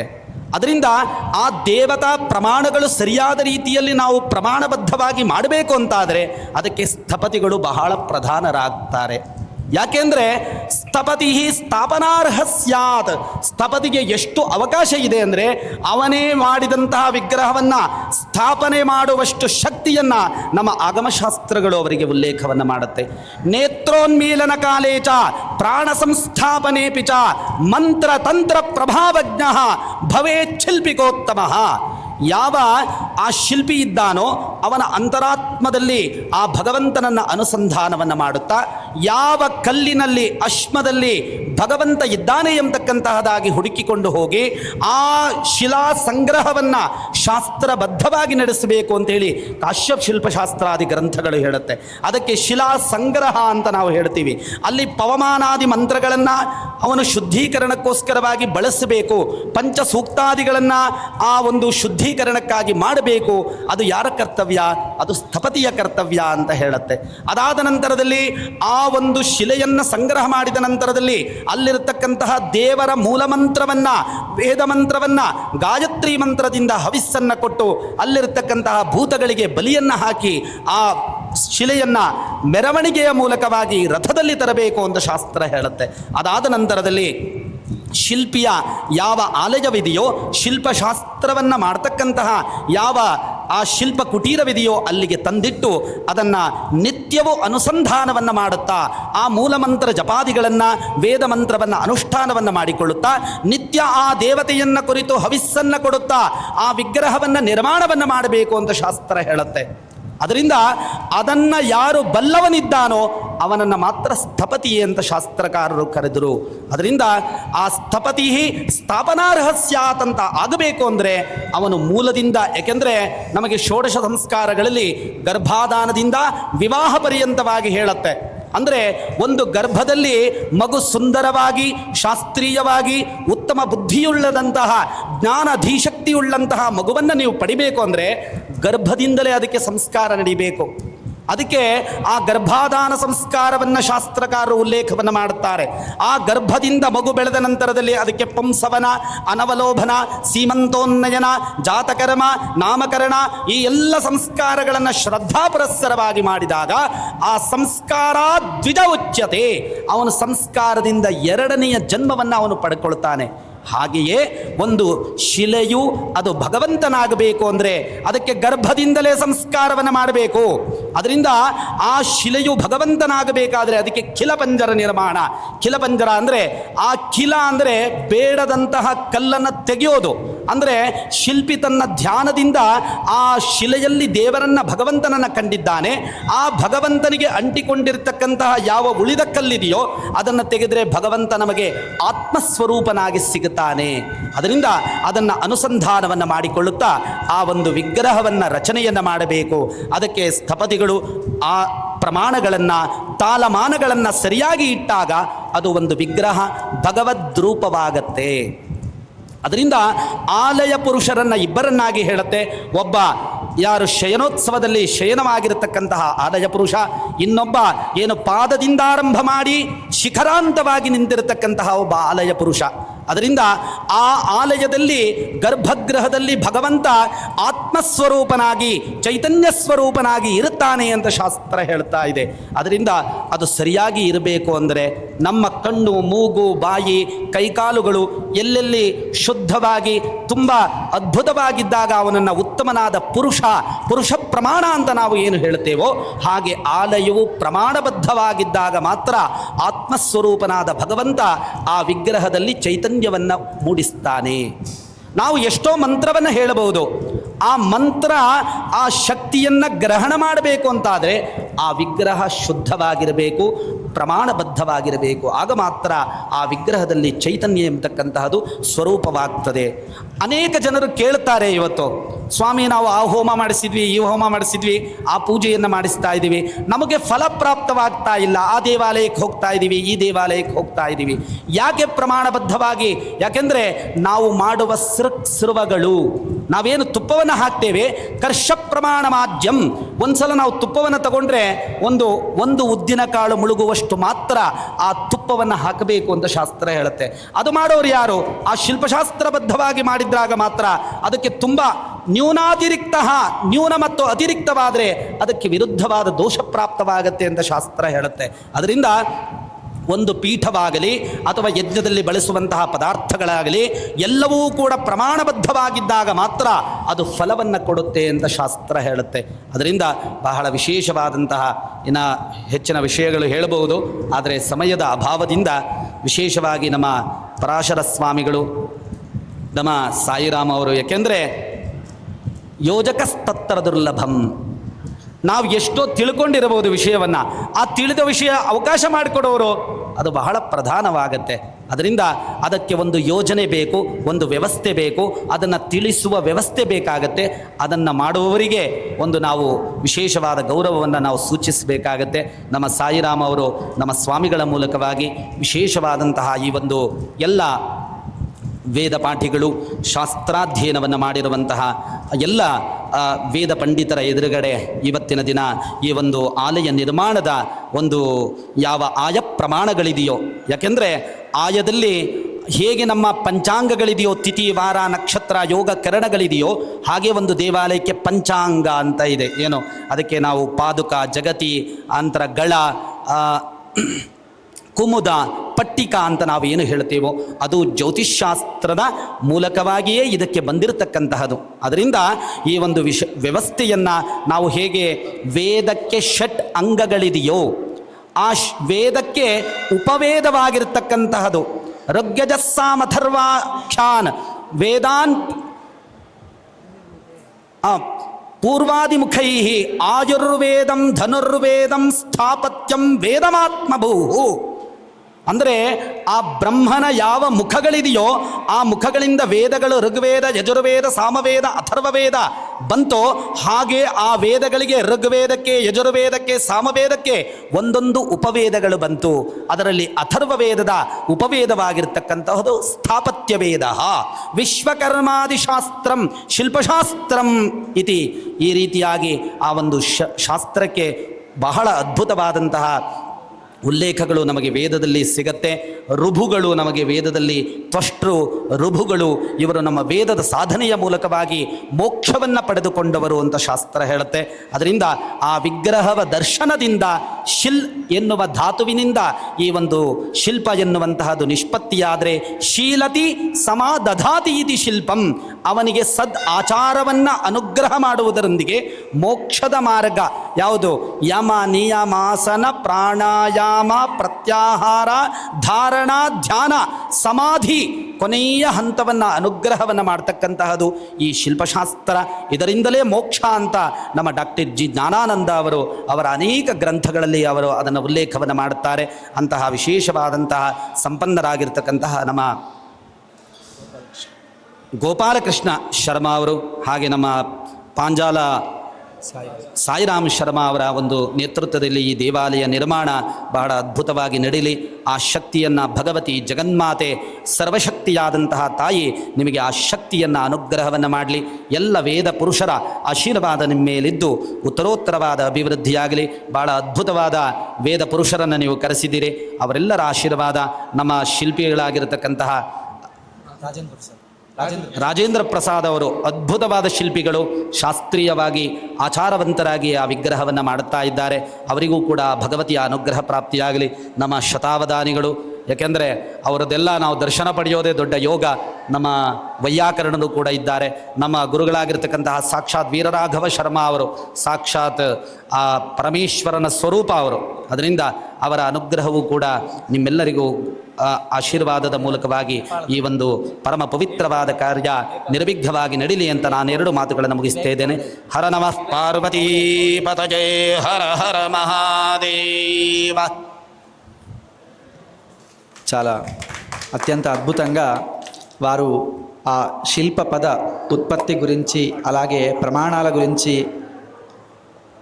వేదానికి స్వరం ఏ విధంగానో దేవాలయానికి కానీ ప్రతిమకు కానీ ప్రమాణం అదే విధంగా అని ఆ శాస్త్ర వచనాలను అదేవిధంగా ఆ దేవాలయ నిర్మాణంలో వచ్చేటువంటి ప్రతి అంగాన్ని కూడా ప్రాసాద పురుషుడు అంటే ఇక్కడ వారి ఇంకో కొత్త విషయాన్ని, అంటే శాస్త్రంలో ఉన్నటువంటి విషయాన్ని ప్రస్ఫుటం చేయడం జరిగింది. చాలా అంటే మనిషి దేహము ఆత్మ ఏ విధంగా ఉంటాయో అదేవిధంగా ప్రాసాదము ప్రతిమ. భగవంతుని యొక్క భౌతిక స్థూల శరీరమే ప్రాసాదమైతే సూక్ష్మ రూపము చైతన్యమే ప్రతిమ అని చెప్పబడుతుంది.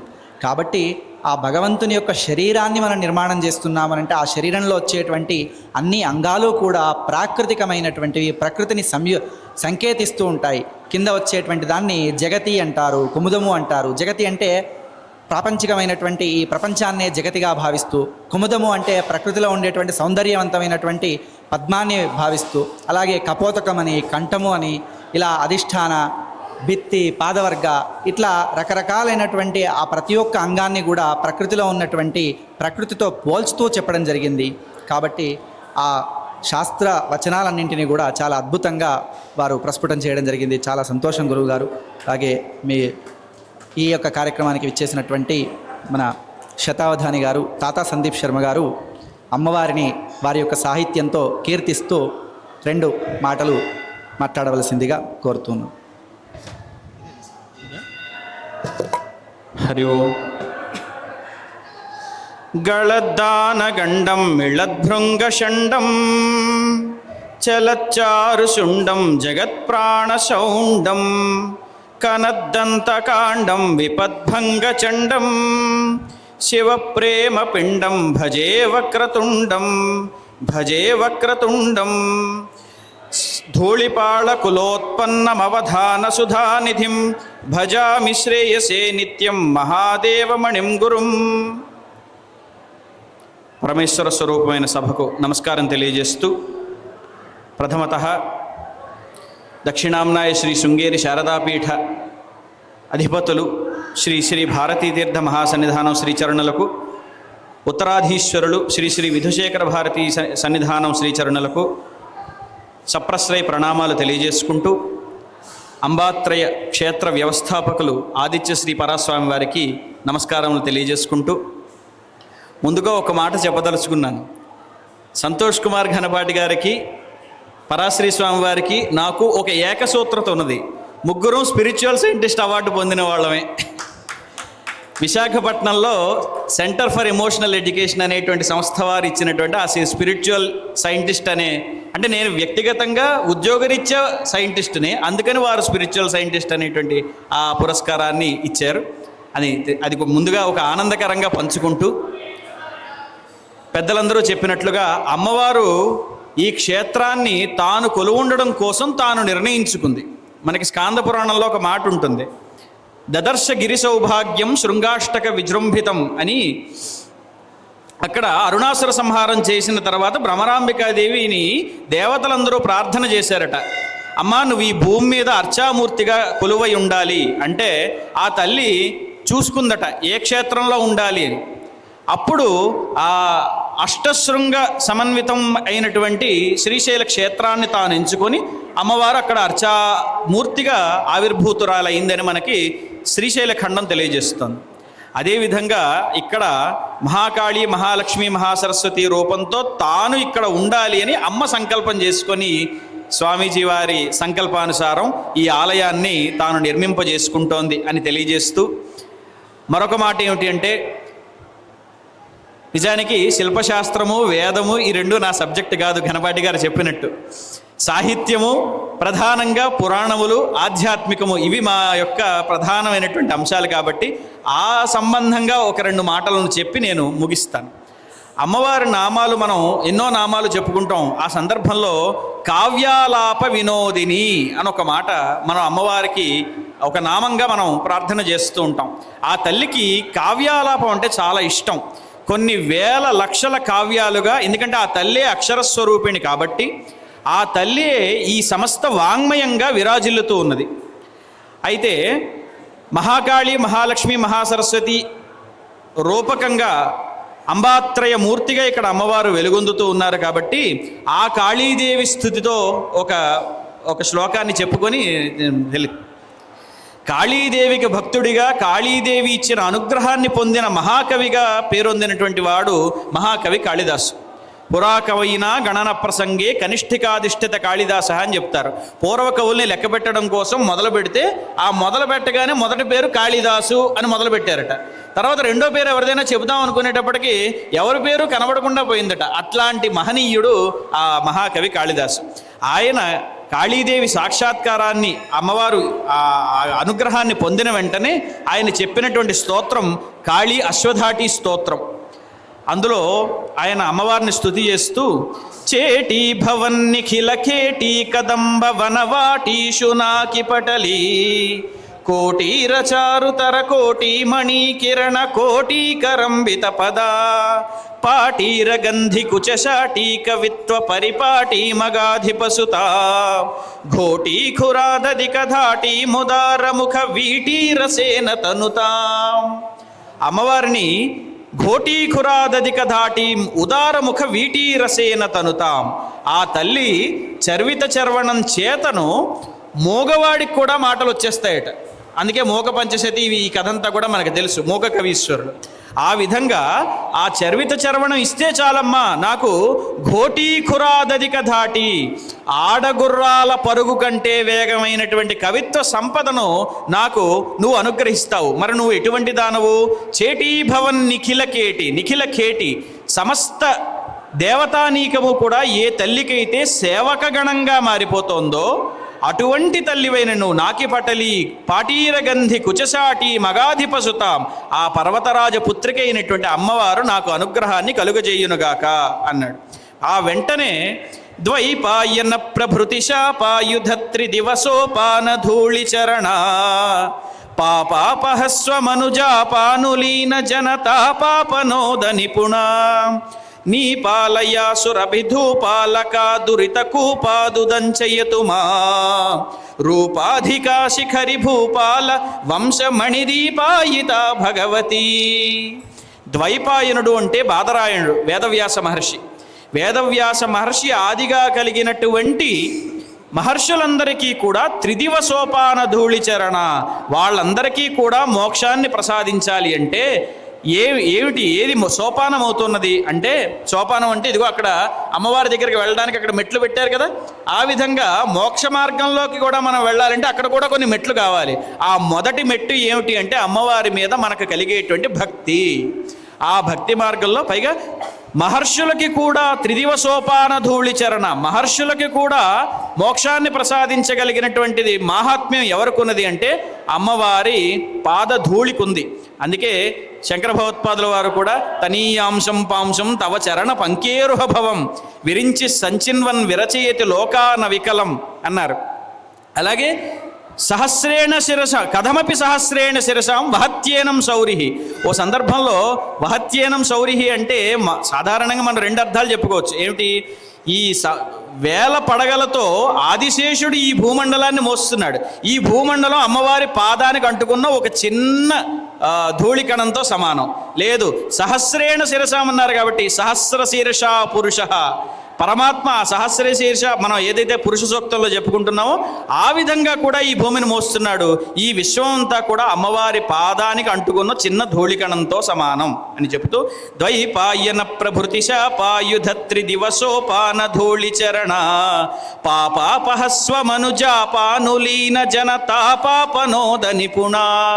తాప అపనోద నిపుణ, పాపాల నుంచి తాపాల నుంచి మనల్ని కాపాడడానికి ఆ అమ్మవారు ఎప్పుడు మనల్ని అనుగ్రహిస్తుందంటే మనం నిత్యము కూడా అమ్మవారి నామ జపం చేస్తూ ఉంటే, జాపానులీన జన, ఆ అమ్మవారి జపంలోనే నిమగ్నం అయిపోయినటువంటి జనులు ఎవరైతే ఉంటారో వాళ్ళందరినీ కూడా అమ్మవారు అనుగ్రహిస్తుంది. అదిగో ఆ విధంగా నిత్యము జపం చేయండి అని మనందరికీ కూడా ఉద్బోధ చేస్తున్నటువంటి స్వామివారి రూపంలో ఆ అమ్మవారి అనుగ్రహం మనందరికీ కూడా కలుగుతూ ఉంటుంది అని తెలియజేస్తూ, మరొక్క మాట ఏమిటి అంటే, ఎలాగో అవధానిత్వం ఉంది కాబట్టి ఒక చిన్న అనుభవాన్ని ఒకటి చెప్పుకొని నేను పూర్తి చేస్తాను.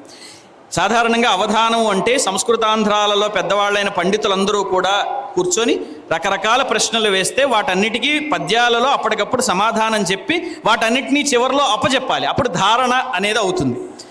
ఓ సందర్భంలో 2018 సంవత్సరంలో జగద్గురు శ్రీ శ్రీ విధుశేఖర భారతీ స్వామివారు విజయయాత్ర చేస్తూ ఆంధ్రదేశానికి వచ్చినప్పుడు మా రాజమహేంద్రవరంలో ఒక పండిత గోష్ఠిని ఏర్పాటు చేశారు. అక్కడ ముందు మామూలుగా మాకు మీరు పద్యాలు చెప్పి కూర్చుంటే సరిపోతుందని చెప్పారు.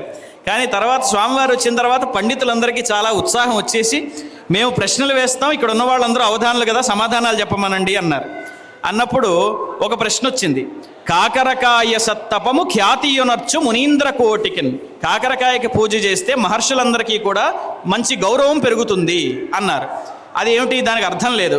కాకరకాయకి పూజ చేయడం ఏమిటి, మహర్షులకి ఖ్యాతి రావడం ఏమిటి అంటే, అప్పుడు వెంటనే అక్కడ చంద్రమౌళీశ్వర అర్చన ఆ పీఠం అక్కడ ఉన్న సందర్భంలో నేను ఆ శారదామ్మను చంద్రమౌళీశ్వరుని ప్రార్థన చేసుకోగానే ఒక స్ఫురణ తట్టింది. ఈలోపు స్వామివారు అన్నారు, అందరికంటే చిన్న వయసులో ఉన్నారు కదా, మీరు పూరించండి ఈ పూరణ అని అడిగారు. అని ఆ ఆదేశానుసారం అమ్మవారిని ప్రార్థన చేయగానే వెంటనే కాళిదాసు శ్లోకం గుర్తొచ్చింది. ఆ శ్లోకం చెప్పి నా పూరణ చెబుతాను. న్యంకాకరేవ పుషికంకాళ రక్త పుషికంకాది పక్షి విషయే త్వం కామనామయసి కిం కారణం హృదయ పంకారి మేహి గిరిజా శంకాశిలా నిశిత టంకాయమాన పద సంకాశమాన సుమనో ఝంకారి భృంగతతి మంకానుపేత శశి శంకాశ వక్త్ర కమలాం. చంద్రశీతలమైనటువంటి ఆ తల్లి ముఖ కమలం అందంగా విరాజమానం అవుతోంది. ఇక్కడ మనకిచ్చిన మూర్తిలో కూడా అమ్మవారు శశియుత జటాజోట మకుటాం అన్నట్టుగా ఆ చంద్రకళతో విరాజమానం అవుతున్న అమ్మవారు ఆ అమ్మవారి పాదాలు పట్టుకోవడం మానేసి కంకాళ రక్తపుషి, అస్థిపంజరంతోనూ రక్తమాంసాలతోనూ నిండిపోయినటువంటి ఈ శరీరం మీద త్వం కామనామయసి, నీకెందుకయ్యా కోరిక అని అడుగుతాడు కాళిదాసు. అది గుర్తొచ్చి వెంటనే నాకు పూరణ తట్టింది. మహర్షులైనటువంటి వాళ్ళు తపస్సులు ఎక్కడ చేస్తారు? అడవిలో చేస్తారు. ఆ అడవిలో అన్నపానాదులు ఏమీ ఉండవు వాళ్ళకి. భీకరమైన రీతి నటవీ చేయమందున రేబవళ్ళు తాము ఆ కరుణాయతాక్షుని మహామహుడైన మహేశునించుచున్ ఆకలి దప్పులంతరిమి ఆమడ దూరమునందు నిల్పి శంకాకరకాయ సత్తపము. శంక అంటే అనుమానము, ఆకరము అంటే నిలయము. శంకాకరము, ఈ శరీరం అనుమానాలకి నిలయమైనది. కానీ ఇదే శరీరం ధర్మానికి కూడా ధర్మసాధన, శరీరమాద్యం కలు ధర్మ సాధనం అని అదే కాళిదాసు చెప్పాడు. ఇదే శరీరం అనుమానాలకు నిలయమైనది, ఇదే శరీరం ధర్మ సాధనకి కూడా మూలమైనది. కాబట్టి శంకాకర కాయ సత్తపం, ఇక్కడ కాకరకాయలో కాయ పోయింది, సంస్కృతంలో కాయము అనే కాయ శబ్దం వచ్చింది. అనేక అనుమానాలకు నిలయమైనటువంటి ఈ శరీరంతో చేసే తపస్సే మహర్షులందరికీ కూడా ఖ్యాతినిస్తుంది అని ఆ సందర్భంలో చేసినటువంటి పూరణ. ఇది అవధానం అంటే ఈ విధంగా ఉంటుందని ఊరికే తెలియజేయడం కోసం ఈ సభాసదులందరికీ ఇది చెబుతూ, జగద్గురువుల అనుగ్రహం ఈ పద్యం కారణంగా నాకు కలిగింది. మొన్న ఆగస్టు 12వ తేదీ ఆషాఢ అమావాస్య నాడు జగద్గురువుల సమక్షంలో అవధానం చేసిన తర్వాత జగద్గురువుల వారు అనుగ్రహ భాషణం చేస్తూ ఈ సందర్భాన్ని గుర్తు చేశారు. ఆ రోజున అనుగ్రహ భాషణంలో అది వారి యొక్క కరుణ, అది వారి యొక్క కృప అని తెలియజేస్తూ, ఈ అంబాత్రేయ క్షేత్రంలో మహాకాళి, మహాలక్ష్మి, మహాసరస్వతి స్వరూపంగా విరాజమానం అవుతున్న అమ్మవారు మరింతగా ఈ దేశాన్ని, ఈ ప్రాంతాన్ని ప్రజ్వరింపజేస్తూ ఇక్కడ సుభిక్షం నెలకొల్పేలాగా ఆ అమ్మవారి అనుగ్రహం ఇక్కడ ఉండాలని, అలాగే ఆదిత్య పరాశ్రీ స్వామీజీ వారి యొక్క అనుష్ఠానం, వారి యొక్క తపస్సు కారణంగా ఈ క్షేత్రం మరింత విరాజమానమై దేశవ్యాప్తంగా ఎంతో కీర్తి ఇక్కడ కలగాలి అని కోరుకుంటూ, అలాగే ఇక్కడ ధర్మం నిత్యం కూడా ప్రతిష్టాపితం అవ్వాలని కోరుకుంటూ, అలాగే ధర్మంతో, సంప్రదాయంతో, వేదంతో పాటుగా భాషను కూడా ఈ క్షేత్రం కొనసాగిస్తుంది. ఈ అమ్మవారికి సమక్షంలో సంస్కృత ఆంధ్రాలు కూడా ఇక్కడ పరిఢవిల్లాలి అని శతావధానిగా నా బాధ్యతగా తెలియజేస్తూ ఈ అవకాశం ఇచ్చినందుకు యాజమాన్యానికి నా ధన్యవాదాలు తెలియజేసుకుంటూ స్వామీజీ వారికి నమస్కారం. తప్పకుండా అండి. సందీప్ శర్మ గారు వారి యొక్క కోరిక, వారి యొక్క భాష సాహిత్యం మీద ఉన్నటువంటి కోరికను వెలిబుచ్చారు. ఆలయం అంటే మీకు అందరికీ తెలిసిన విషయమే, మళ్ళీ ఒకసారి చెప్తున్నాను. ఆలయం అనేటువంటిది ఏదో ఒక దైవారాధనకు సంబంధించినటువంటి క్షేత్రం మాత్రమే కాకుండా విద్వత్సభలు, న్యాయక్షేత్రంగాను, అన్నదాన క్షేత్రంగాను, అలాగే కళాక్షేత్రంగాను అన్ని రకాలైనటువంటి రంగాలకు ఒక ఆచ్ఛాదనగా దేవాలయాలు అనేటువంటి వృద్ధి చెందుతున్నాయి. ఇవాళ ఏ శాస్త్రమైనా వృద్ధి చెందింది. వేదాలు ఈరోజు రక్షింపబడుతున్నాయి, వేద అధ్యయనం జరుగుతుంది అని అంటే అన్నిటికి కూడా ఆచ్ఛాదన అనేటువంటి దేవాలయాలుగా ఉంటాయి. ఖచ్చితంగా ఈ దేవాలయము మీ యొక్క కోరిక ప్రకారము, మీ యొక్క కోరిక అలాగే స్వామివారి కోరిక కూడా అదే. ఈ క్షేత్రంలో అన్ని రకాలైనటువంటి సాహిత్య సేవ, వేద, ఇవాళ చూడండి మీరు నమ్మరు, ఈ క్షేత్రము పోయిన సంవత్సరంగా స్వామీజీ వేదపారాయణ ప్రతి శ్రావణ మాసంలో ఆ వేదప్రియ అయినటువంటి ఆ అమ్మవారి యొక్క ప్రీత్యర్థము ఈ నెల రోజుల కాలం పాటు చతుర్వేద పారాయణం అనేటువంటిది చేపిస్తున్నారు. అది మీరు ఆ ఒక్క ఉదాహరణ అంటే వేదానికి, శాస్త్రానికి, సాహిత్యానికి, భాషకు వారిచ్చేటువంటి ఒక ఇవాళ చూడండి ఆయాది సాధన స్వామీజీ ఇలా చేద్దామనగానే ఈరోజు ఒక వేదికను ఏర్పాటు చేసి వారు మనల్ని ఈ విధంగా ఆహ్వానించడం జరిగింది. ఈ ఒక చిన్న ఉదాహరణ ద్వారా మీకు అర్థమై ఉంటుంది స్వామివారికి శాస్త్రం మీద ఉన్నటువంటి ఆసక్తి. కాబట్టి దాంట్లో ఎలాంటి ఇదేం లేదు. క్షేత్రం అభివృద్ధి చెందుతుంది. క్షేత్రము ఆధారంగా చాలా రకాలైనటువంటి సేవలు అనేటువంటివి జరుగుతుంటాయి. వారి ఉంటుంది, వారి యొక్క సహకారం తప్పకుండా ఉంటుంది. అలాగే ఈ సభకు వచ్చినటువంటి ఏక్ బాత్ కోయి నేపాళ దేశంలో జన్మించి శృంగేరి సద్విద్యా సంజీవని వేద పాఠశాలలో వేదాధ్యయనం గావించి మన ఈ కార్యక్రమానికి పిలవంగానే వచ్చినటువంటి వివేక్ పౌడేల్ గారు, వారిని దేవి యొక్క స్తుతి ఒక్క మాటలో समय भी नहीं है एक देवी कल्याण आपका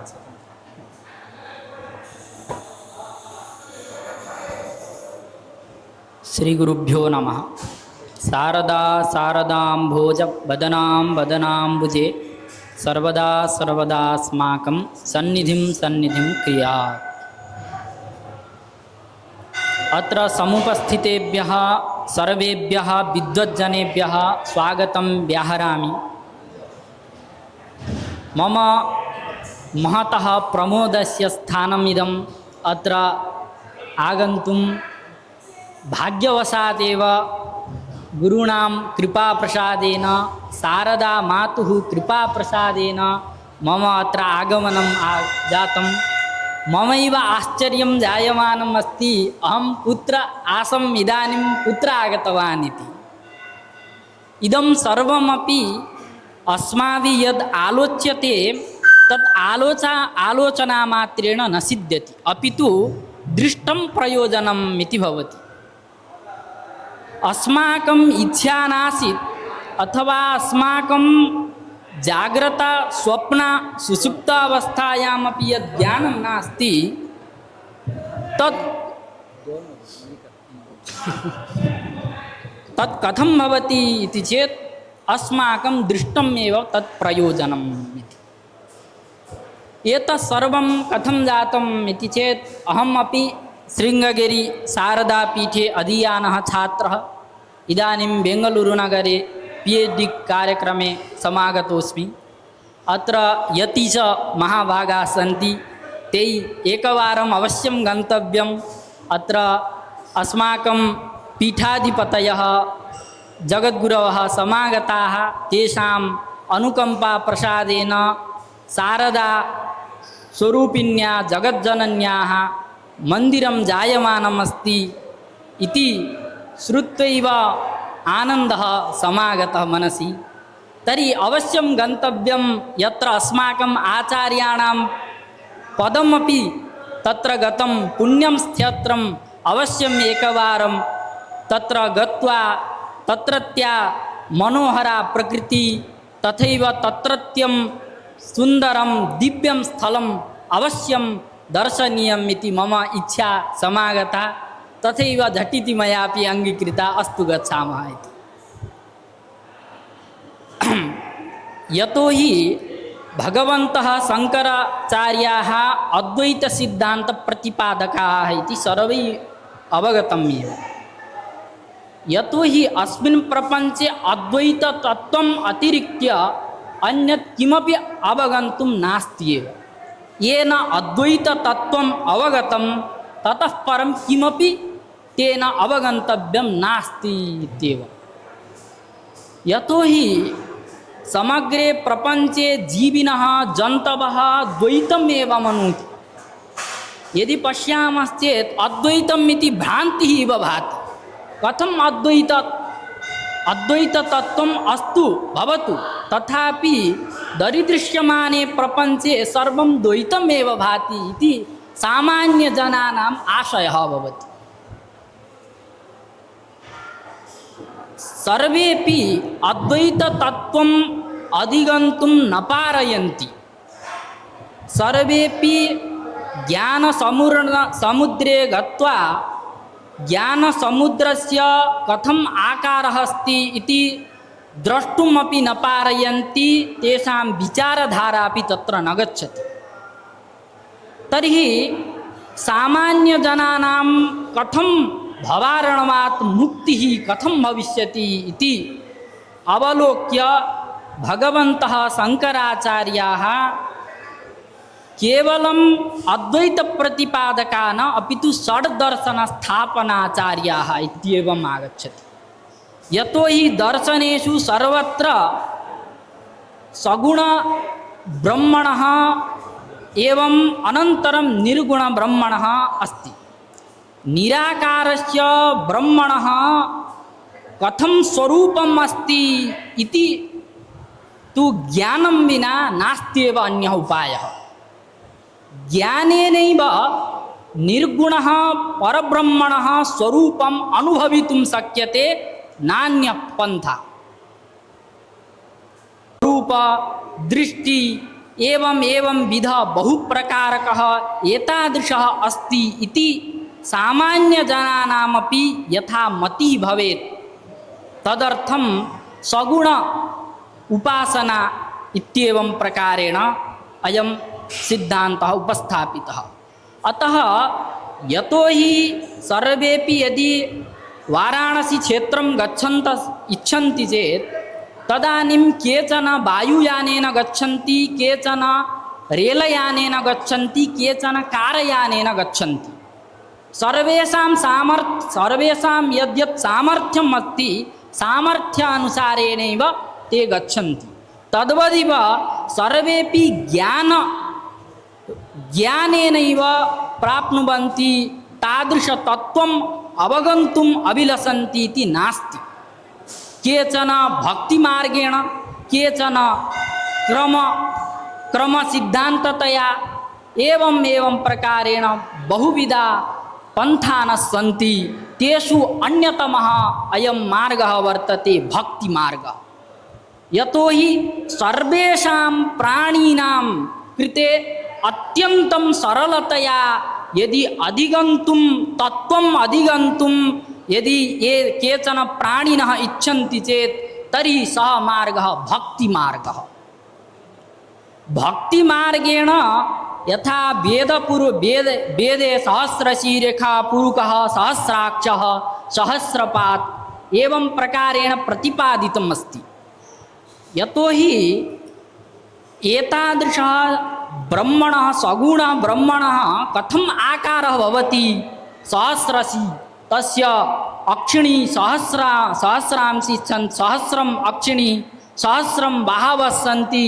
तादृशः निर्गुणः परब्रह्मापि सगुण ब्रह्मत्वेन परिगणितः। स एव प्रतिमारूपेण समग्र जन्तून् अभिलषत्। समग्र जन्तून् इतः भवारणवात् श्रेयोगतिम् अभिलषितुम् इच्छन्तः जन्तवः ते परं धाम गच्छन्तु इति धिया निर्गुणः परब्रह्मणोऽपि सगुण आकारत्वेन समागतः अस्मिन् प्रपञ्चे स एव देवः इदानीं प्रतिमास्वरूपेण सामान्यजनानां पुरतः स्थितः अस्ति यतोहि स प्रतिमारूपेण एव भवति तत्र अस्माकं